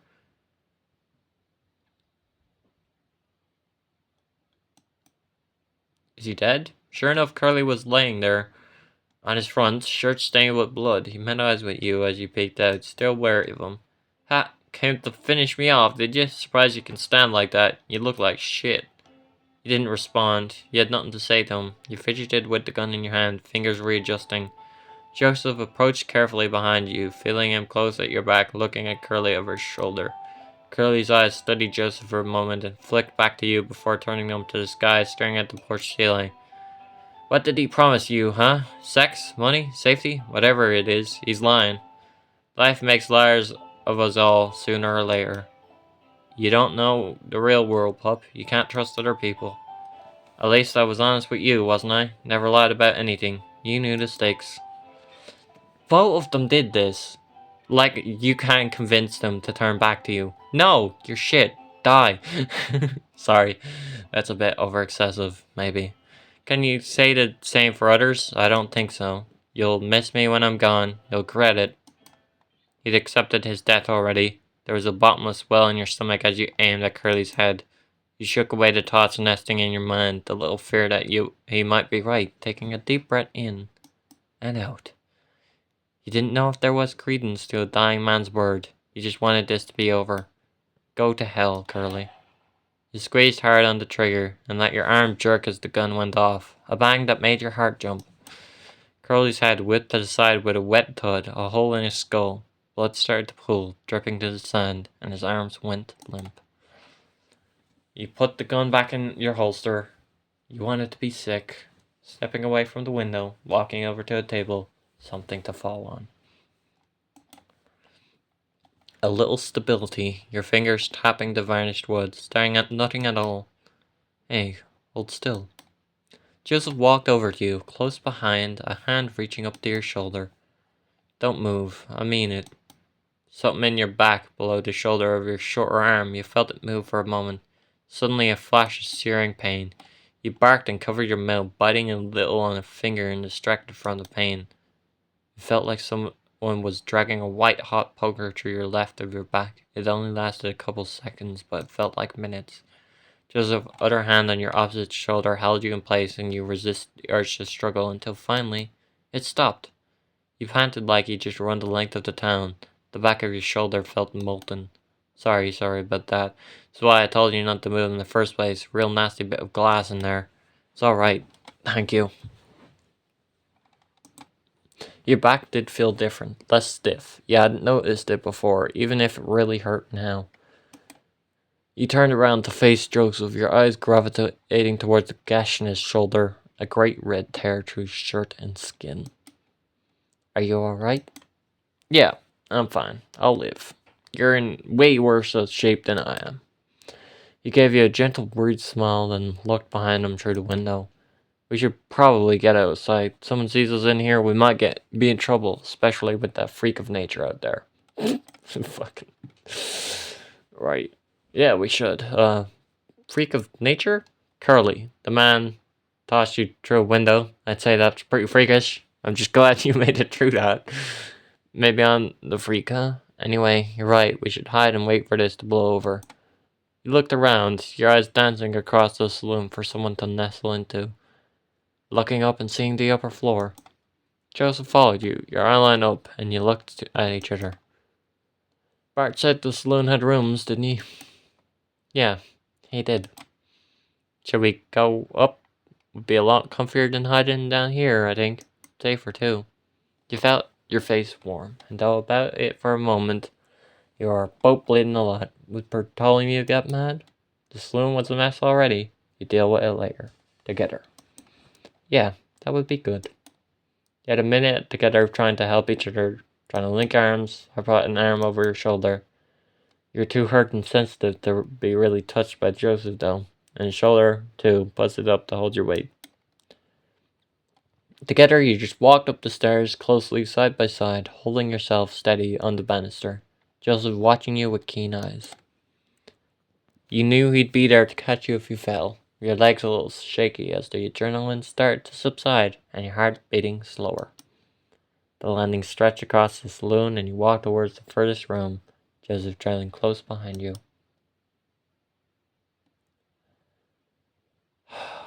Twisting the handle, you opened the door with some haste, shuffling inside together. You turned and closed the door as quietly as you could, still bumping against the frame, the handle creaking as it turned beneath your hand. You waited there, facing the door, giving it yourself a moment, breathing slowly, feeling the metal in your palm, gripping it tightly. With the door closed, the peppering of gunshots from outside was much softer. You could imagine them as raindrops against the window. Nice room. You let go and turned to look around the room. You agreed. It was nice. It was bright, the sunlight skimming in through the window, curtains open, fading into the pillows, a clean bed, a side table, a dresser.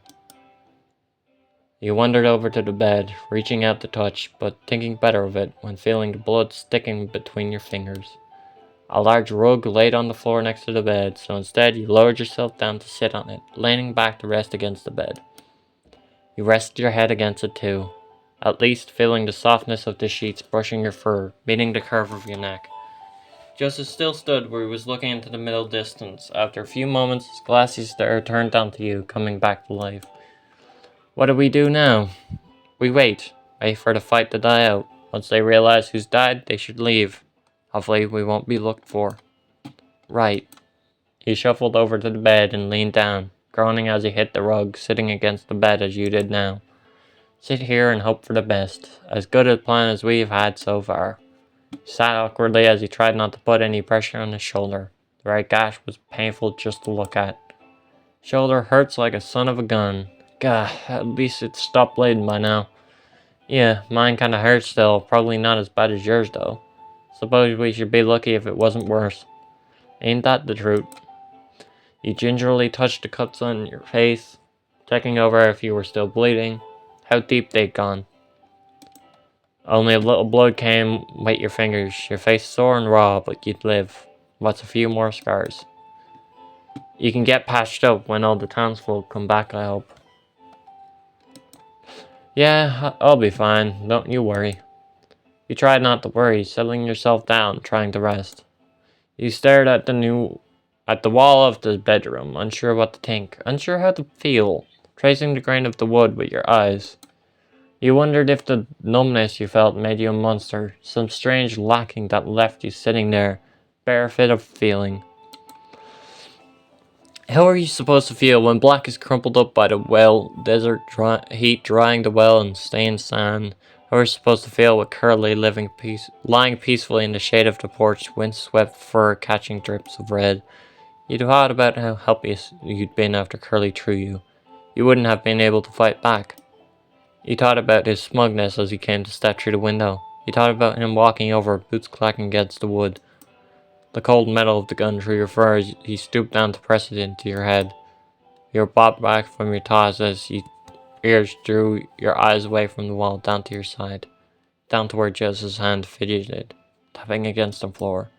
The softest of patters against the rug, an unheard rhythm from within him. His breathing caught your eye too, the noticeable rise and fall of his chest, the long exhales through his nose.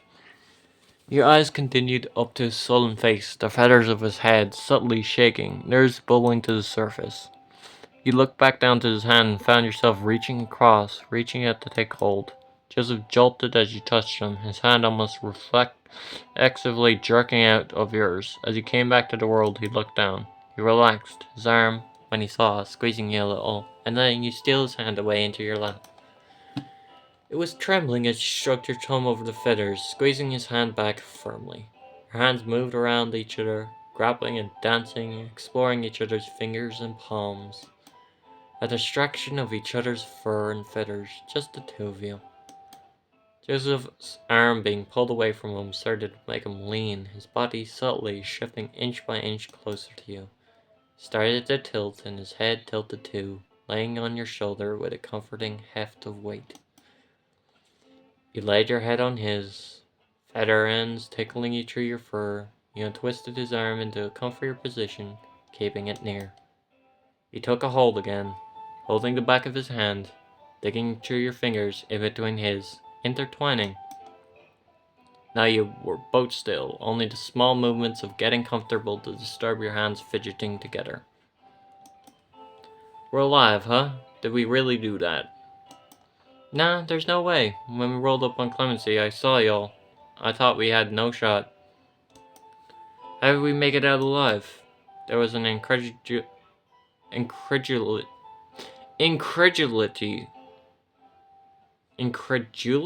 to his voice that weighed on your heart. He was right. You nearly died. Nearly, but you didn't. You were still alive. You were still here. With him. I don't think I care about the how or the why. We're still alive, and they aren't. All that matters to me is that I'm sitting here with you. That I can feel how warm you are. Joseph sat up at that, his head no longer on your shoulder, and he turned to look at you. Looking into your eyes, you found your hand let go of his, reaching up, wanting to feel him. Feel his warmth, the way his stomach moved as he breathed. His heart still beating strong inside him, like it was reaching out to you, quickening as you let your hand lay on his chest. You felt your own heartbeat drumming louder now, like you had just minutes ago. Not out of fear this time, not that kind, as you reached up past his shoulder. He closed his eyes as your hand rubbed gently up his neck, feathers fluffing, stroking up till you cupped his face. The feathers of his face were soft, intermingled with the dust and dirt, the specks of dry blood that you felt beneath your hand. He opened his eyes again, those big, honey glow, old and brown rings that stared and started to flick around your features, studying you.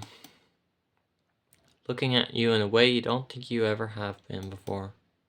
He cleared his throat a little, dry and unsure of his words, but wanting to say them all the same. You know, did I ever tell you how handsome you are? You couldn't help your little start as you laughed, turning your face away, giggling over the nervous trip of his words. No, I don't think you did. Ah, come on, Bart. Looking back, it felt like your faces were closer. Your laughter subsided. Cheeks started to warm as the sweetness of his words trickled into your thoughts like honey. You found yourself leaning in slowly, as did he, your eyes glancing at each other's mouths. The stretch of tension in your back as your head pushed forward had your hand buried in the softness of his feathers, pulling him closer. Eyes meeting once more, just a moment before. Oh, so cute. Your faces met. You pressed your lips to the end of his beak, his hot breath on your lips and your mouth, as yours was in his. You held the kiss there, holding your lips to his, unsure if this was what you were supposed to do. You'd never kissed anyone like this before. You hadn't met anyone like Joseph before either. You just want to be close to him like this. Your heart was beating hard in your chest, your cheeks flushed and hot. You heard what sounded like sweeping, realizing it was your tail wagging across the floor. A few more seconds passed before the kiss was broken, your hand falling from his face to hold onto his arm. God, this game is amazing. You looked at each other with quivering breaths. You could feel the strong rhythm of his heartbeat in your hand. A big, gracious smile spread across Joseph's face. You matched it with a more sheepish one, embarrassed still despite everything. Guessing you never kissed someone with a beak before. No, I haven't. Or anyone without one, for that matter. Well, if that really was your first time, I got nothing to complain about. I'd just say it was a very mammal kiss. Oh, really now? Do educate me. You have a lot of lip to it. Birds can't do that so well, you see. So we tend to kiss a little differently. Your face warmed even more, your ears burning as he leaned in closer, talking softly. Let me show you. One hand came to rest on your leg as he leaned forward, his beak passed, flush with your snout. You closed your eyes as he came closer, the whispers of his breath warm on your face as the tip of his beak gently poked at your cheek. He preened and rubbed his beak through your fur, almost nibbling at you, feeling soft scrapes against your skin. Joseph's affections continued against your cheek, the feathers of his face close to your nose, smelling of sweat and tobacco. He nuzzled through the fur of your face a few moments more before rubbing his beak all along your snout as he dipped his head back. You opened your eyes again, bemused by Joseph's new kiss, to gaze upon his bashful face. From the blush on his cheeks and the unusual shyness he was trying to shrug off, you felt as if you'd been entrusted a secret. What do you make of that? I think I liked mine better, but I could get used to those too. He slipped an arm around your back, holding you closer as your heart fluttered at the thought of familiar kisses. Would be happy to oblige. His face beamed with a warm smile, and he leaned forward to rest his head atop yours. You reached your hand across him and grabbed his other hand, pulling it into his lap, keeping you all close like a bundle of sticks. Letting your mind focus on him, feeling his hand squeeze your side firmly, squeezing his other hand back. Listening to his breathing, to the small shuffles of his clothes, to the faint beat of his heart in his chest. Your ear flicked around a little as you heard something else, some subtle noise you wanted to ignore, focusing on the warmth of Joseph. The fight in the street seemed to be over. No longer could you hear the muffled shots, the pops or bangs or cracks that split the air. What you could hear now, though, was rhythmic thuds, distant and soft, but growing louder by the second. It was footsteps, first up the stairs, but now coming along the landing, coming closer. You sat up sharply, knocking Joseph in the chin a little as you heard one of the doors open and then close. Whoever it was checking the rooms. Joseph sat up as he took note of the noises as well, realizing the same as you. Someone was looking for you. Or at least, someone was looking for stragglers.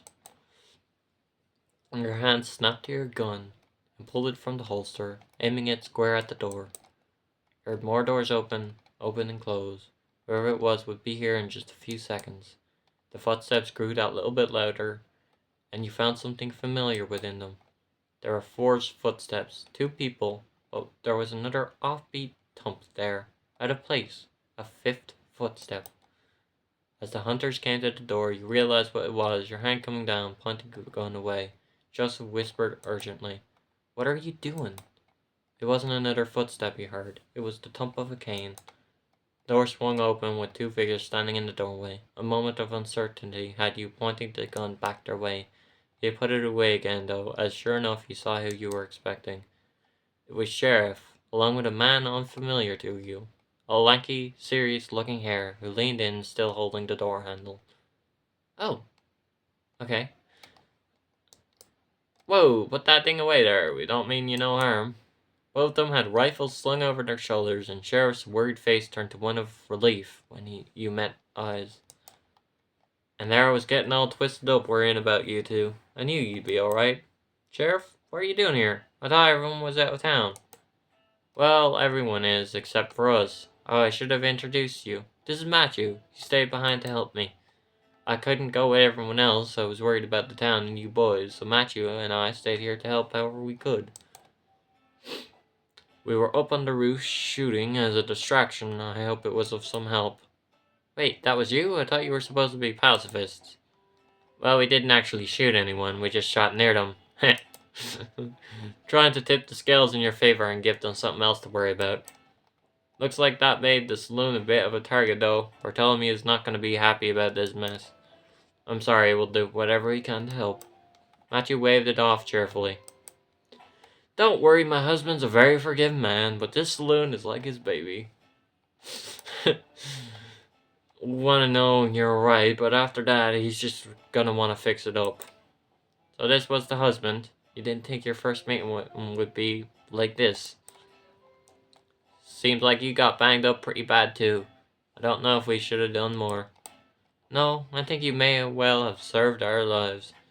We knew the danger of what we were doing. Thank you for helping us like that. You didn't have to."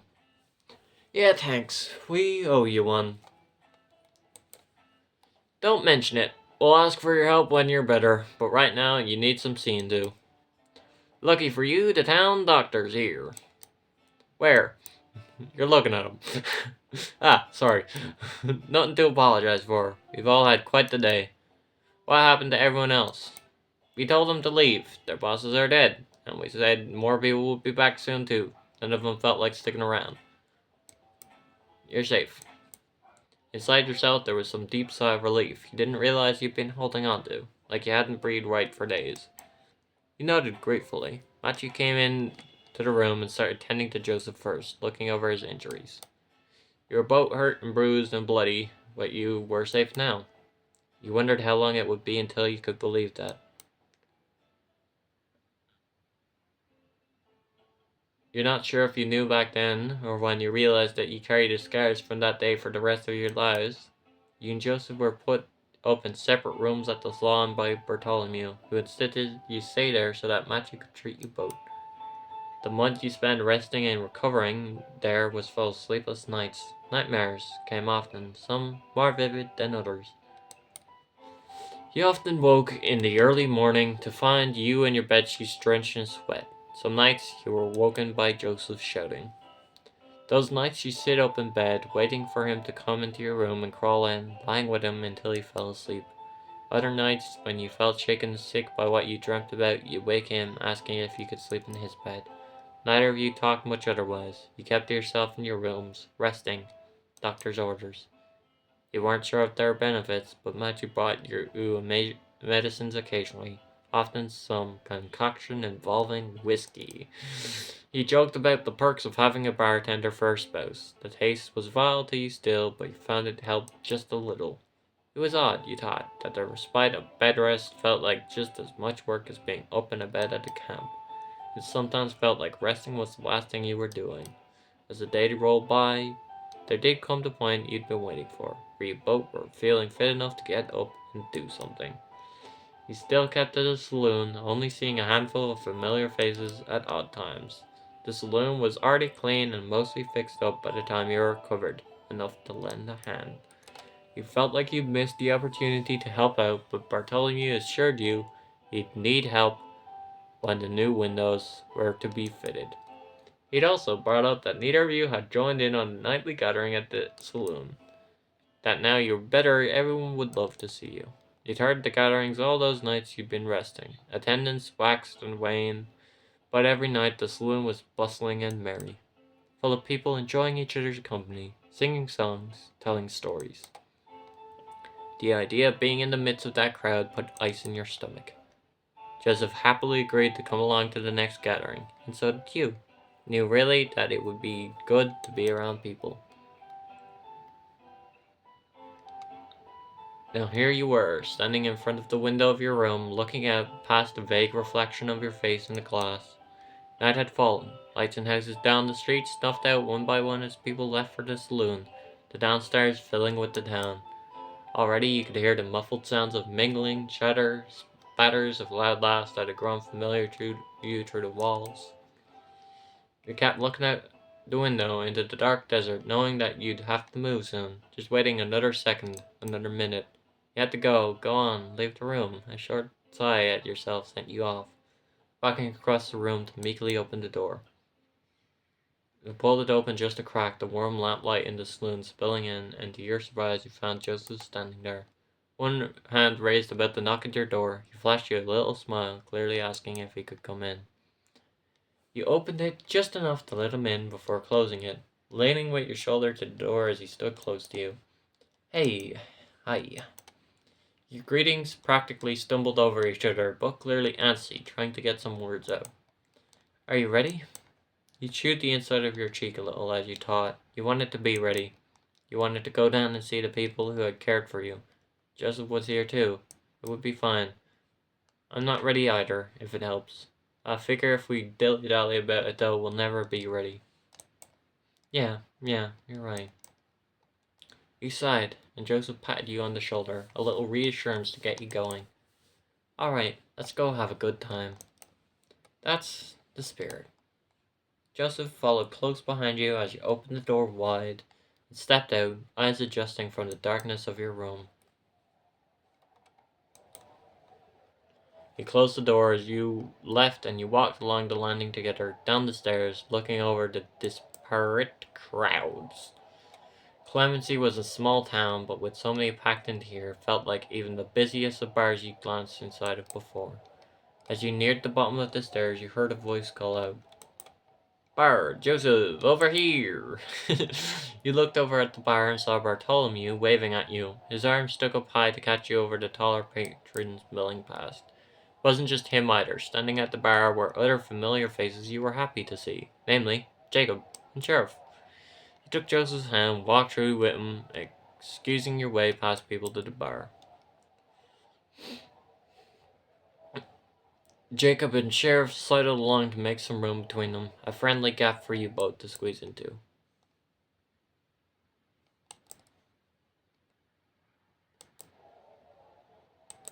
Sorry about that. It's good to see you well again, Bard. I found myself rather worried about what happened. I'm glad to see you too, Jacob. I didn't lose another limb, so I think I have nothing to complain about.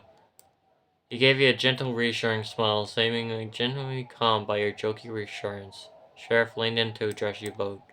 It's good to see you both in good health, for sure, and you'll be in even better health with a drink down you. Bartholomew. This is what I'm here for. On the house, fellas. What are you drinking? Damn, really? You sure? We've been taking up your rooms and now free drinks. You're really spoiling us. You need something so we can toast to your health. Go on, take your pick. Ah, well, I think I'll just stick with a beer. Alright, how's about you, Bard? Can you do me a whiskey? You felt Joseph giving you a quizzical look, surprised he'd choose such a hard liquor. Sure thing, let me get on those. He turned and busied himself with finding what you'd ordered, and you looked at Joseph, his face still confused over your choice. What? I've acquired a bit of a taste for it. No, can respect it, just didn't see it being your kind of thing. I'm full of surprises, huh? Sure are.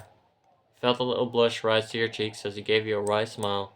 Bartholomew set down a stout tumbler of whiskey alongside the beer on the counter. You took your drinks as Sheriff started to speak. That's more like it. Now toast to Bard and Joseph. You boys pulled off something incredibly brave, and I'm thankful you made it. Hear, hear. You went round clinking glasses with Jacob, Joseph, Sheriff, and Bartholomew before taking a sip of your whiskey. It was a pleasant burn of sorts, though. You weren't sure if this was the way it was meant to be, but you enjoyed it all the same. So, boys, I don't know what your plans are now that you're all fixed up, but I thought I'd take the moment to ask if you'd like to stay in Clemency. I really think you'd fit in here. It's just an invitation, mind you. No need to give me an answer now, but just think about it for me. You and Joseph glanced eyes for a moment, both humbled and blindsided, unsure what to say. Why did the question leave you gripping your glass, fidgeting your thumb over the rim? Wasn't this something you wanted? Thank you, Sheriff. That's a very kind offer. We'll have to sleep on it, I think. Not a problem. Just a suggestion, really. Don't mind me none. Truth be told, I can't say we have much in common. Yeah, no, I haven't. We're not really taught about what to do next. That was the honest truth. All you'd focused on was getting away from Curly, out from under his shadow. Now you were free. You could do anything, and yet you could think of nothing. A tightness took hold in your chest. If it isn't my favorite patients. Matthew came wandering over to the bar and greeted you both with a beaming smile. Great to see you up and at it. All thanks to you, Doc. Ah, you're too kind. I'll drink to that. I'm setting up a poker game right now, so thought I'd wander around and see whose game. I'll join in. Alrighty. I've already got another guy's bill, so we'll just need at least one more person. You able to sneak away from the bar, huh? He spoke past you to Bartholomew, who rolled his eyes. I admire your tenacity, Matthew, but I'm not going to join in on your poker, no matter how many times you ask. Alright. Can't blame a man for trying. Joseph caught your eye and gave you a look to ask, do you mind if I go? To which you just nudged him encouragingly with your elbow.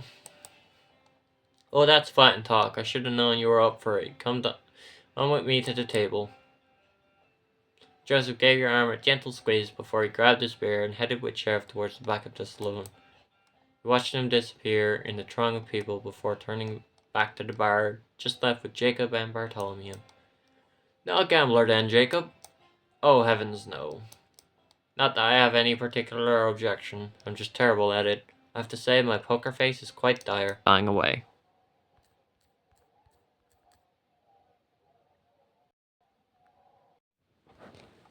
And back at it again, staring into the clear liquid that streaked the glass as you rolled it around in your hand. Were you a whiskey drinker now? You couldn't have foreseen that a month ago. Or could you have foreseen before that you'd meet Joseph, that you'd end up here, having left the gang, Curly gone. Turning back on it, it felt like you were always going to be under Curly's thumb. What else was there for you? That was going to be your life until the tides of fate swept you elsewhere. You didn't think you'd ever have a chance like this. Now you have the chance to choose your life. Everything is still just as hazy. What comes next? I know that look. You turned your eyes up to Bartholomew as he put his elbows on the bar, leaning in with a friendly, knowing demeanor. That's the face of someone with a lot going on in the upstairs. That or there's something very interesting at the bottom of that glass. You're thinking about what Sheriff said? Yeah, it's just, I don't know. What are your plans now?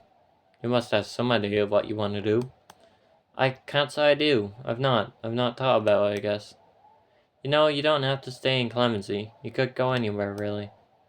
Oh yes, I would say I agree. Traveling is an incredible way to learn and to discover what kind of man you are. What kind of man? Indeed, it is easy when young to think you know the world, think you know yourself well. That is what I thought before I went on my pilgrimage. The man who left Pennsylvania all those years ago is not the same man who arrived in Clemency. In fact, the man who arrived in Clemency and the man sitting at this bar now are not the same either. Convening with your fellow people gives a great deal of clarity and substance to your character. I think I see what you mean. You know what he meant, of course. You'd run with Curly for years now. Who you were when you left home and who you are now are strangers to each other. You weren't sure if that person from years ago met you now, that you'd be someone you wanted to know. It's not just yourself either. You can learn a lot about someone else from traveling with them. Me and Matthew learned so much about each other on the trail, both the good and the bad. I don't think you really know someone until you've had to share the same bed for weeks on end. It could be good for you and Joseph. Maybe. You could feel your cheeks turning red. Joseph had talked about riding east before, but that was more like running away at the time. What Bartholomew said struck in your head. Do you even know Joseph? Do you really know him? You thought you did, but really you've only just met. You don't really know that much about each other.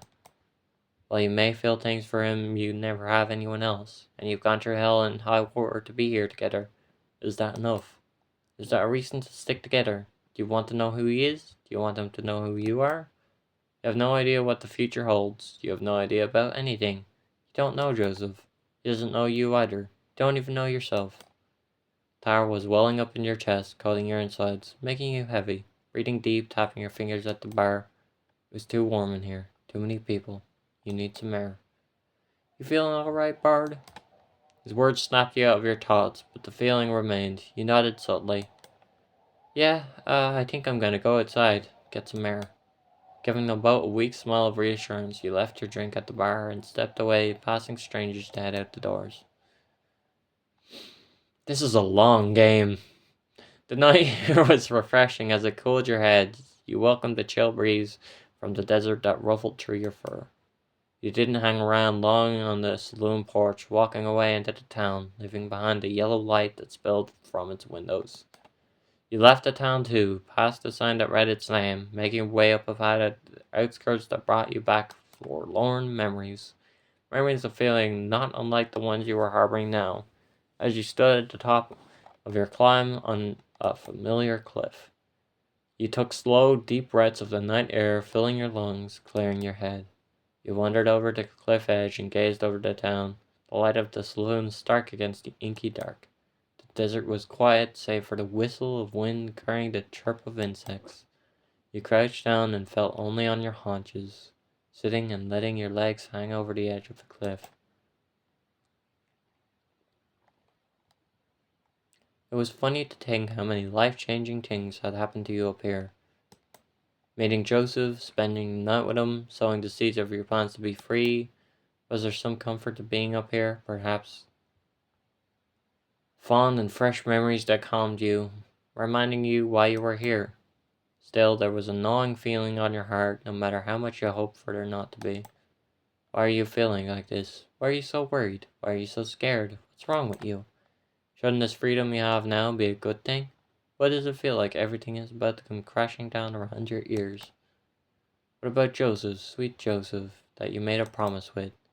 You let out a heavy sigh. You didn't expect to be weighed down with so many thoughts tonight. This was supposed to be a celebration. Now you're up here, away from everyone. Any contradictions running through your mind? That's always been your answer to things, running away. The only time you didn't was because of that promise. How stupid can you be to choose to fight and then want to run away from everything you were fighting for? You'd probably run away from yourself if you could. You just wish you could answer why. You sat for a little while. The wind up here was still present breeze. It blew past your head, cooling your warm ears, taking small grains of sand with it that floated off the cliff. Not thinking about how much at all, as you looked out into the night at the distant dark blue silhouettes of hills. I mean, just look at that art style. Look at it. Look at the sky, the sand, the shadow of the character, and all of it. Howdy, stranger. What brings you out here? You were drawn from your trance by Joseph's voice all of a sudden. You're so out of it you hadn't even heard him approach. You turned and looked up at him. He was standing a few paces away, spear in one hand, your whiskey in the other. Mind if I join you? You nodded at the ground, letting him know he could come sit. He walked over and lowered himself carefully to sit next to you, keeping the drink steady. He held your whiskey glass out to you by his fingers, and you took it as he put it on your palm. Thanks. No problem. So like I said, what brings you out here? You absent-mindedly scratched the side of your glass with a blunt claw as you thought of your answer. I just needed some air. Yeah, it was a little stuffy in that saloon. Yeah, if you ask me, we did Bartholomew a favor breaking some windows. Air out the place. You giggled a little at that. He was good at making you feel better. How are you always so charming? It seems to come so easy to you. He looked a little bashful at that comment, scratching his head, unsure what to say. Oh, I don't know. I just picked it up over time, I guess. Helps get you out of fights and whatnot. Yeah, that makes sense. You feeling alright? Didn't say anything when you left. Sorry, I didn't want to bother you during your poker game. You thought about what you wanted to say, but so many things vied for your tongue. Everything swelling up inside you, chest fit to burst. You didn't know if you could admit how you were feeling to him. It almost felt too personal. It felt wrong. It felt harsh. I feel strange. That's the simplest way I can put it. He looked at you for a moment, eyebrow cocked, unimpressed. Lay it on me. Huh? Lay it on me. I want to know what you're thinking. I know you've got stuff on your mind you ain't telling me. You blew through your lips with a sigh, thinking about whether you should. He's right after all. You don't have to hide how you feel anymore. If you were honest, you didn't want to keep hiding it. I'm scared, I guess. I don't know what the hell I'm supposed to be doing, what I'm going to do next. Everyone at the saloon was asking about plans, and I realized I didn't have any. I didn't think that far ahead. Now we're here. I don't know what to do. I feel like an animal that's been let out of its cage and gotten lost in the wilderness. Goddamn mountain. But what are you scared of? What's the worst that could happen? I don't know. That's why I'm scared. What if I do the wrong thing? Make the wrong decision? What if I decide to settle down in clemency like Sheriff said and I don't like it? Where would I go? I've had so much of my life wasted running with Curly. I don't want to lose more of it to bad decisions. I've made too many of those. I don't want to waste my life either. We can make these choices together now, though. We can turn over a new leaf. I was talking with Jacob and Bartholomew and I realized I don't know you. I don't know anything about you. You don't know me either. Joseph's face was solemn. He just stared into your eyes like he was trying to unpick some meaning from your expression. I've done horrible things, Joseph. I don't know that I like the person I've become after Curly. I don't trust myself. You did what you needed to stay alive. You don't have to like it. You were growing frustrated with his rebuttals, like he wasn't listening to you. You twisted your body round, one leg up, facing him head on. I love you, and I'm scared of hurting you. I'm scared that the man who could hurt Curly is the same man that could hurt you. I'm scared that if we really knew each other, we wouldn't be here in the first place. The wind whistled in your ears. Joseph's face was still. I squinted a little, contemplating your words. A few moments passed before he opened his beak to speak. I love you too, and I'm not scared of you. I want to find out who you are, and hope I have the courage to let you find out who I am. I'm scared as all hell too. I know what you mean now that I'm free of the gang. I don't know what to do with myself. All I know is I want to be with you. Maybe we'll make bad choices, but who cares? You helped show me I don't have to live my life in fear, Bard. I think if we're scared, it means we have our heads screwed on right. But it doesn't have to stop us from living. We can make whatever mistakes we want. We can stay in clemency forever. We can go traveling the country. I don't give a hoot. Tonight ain't the night to worry about the rest of your life. Whatever happens to us, if I can kiss your face at the end of the day, then everything will be alright. A great wave of relief washed over you as Joseph spoke. You didn't realize how much you needed to hear that from him. A kiss and a prayer? He laughed. Yeah, and a kiss and a prayer would be just fine. Story of our lives, huh? He leaned in and pecked you on the cheek, bringing a blush of warmth at him that even the night breeze could not cool. Seems pretty good to me. Now come on, let's get on back down there and have a good time. I think someone said they were gonna dust off that old piano and play us all a tune. You made it to stand up, but you reached out, placing your hands over his. Wait, is it alright if we just sit here a little longer? Then we can go down. It's a nice night, is all. He smiled, eyes softly tilting to the sky, looking to the stars. Sure is. You want to stay here a spell? That's just fine by me. As he settled back down, he scooted over closer to you, shoulder to shoulder, and you tilted your head to rest on him.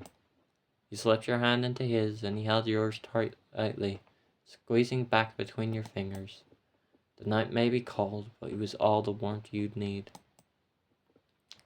You spent so long looking out for yourself, looking out for people who didn't care about you. Now you can look out for each other.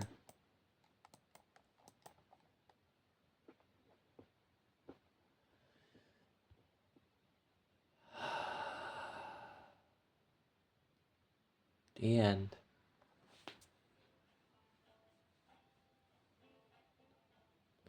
That was a very, very long, but very, very worth it little story for us to play out there. This was Lookouts, and I know there was not much commentary from me apart from reading what was happening, but I needed to read this for myself, just to do it. And if it's not your thing, then you don't need to watch. But if you have watched all of it, thank you. This has been Archivist with Lookouts. The best story I've read in a long, long time. I hope you enjoyed. And go check out this for yourself if you want to experience it. Just to experience it. That's the end. Thank you for playing Lookouts. This has been a huge project for both of us, and we're super proud and happy we've been able to share it with you after so long. If you enjoyed the game, please leave a comment or rating on itch.io, Twitter, whatever. We live hearing from people about their time with the game. If you'd like to support us so we can keep making games, you should check out the paid gold edition. It's only $6.50 on itch.io. The gold edition comes with a bunch of stuff like the full soundtrack, loads of original art and doodles, wallpapers for desktops and mobile, and a developer art book. Once again, thank you for playing from the bottom of our hearts. You can click the button that will pop up on the next screen to restart the game. coal and hockey. Well, this has been lovely. This has been Archivist. End of communication.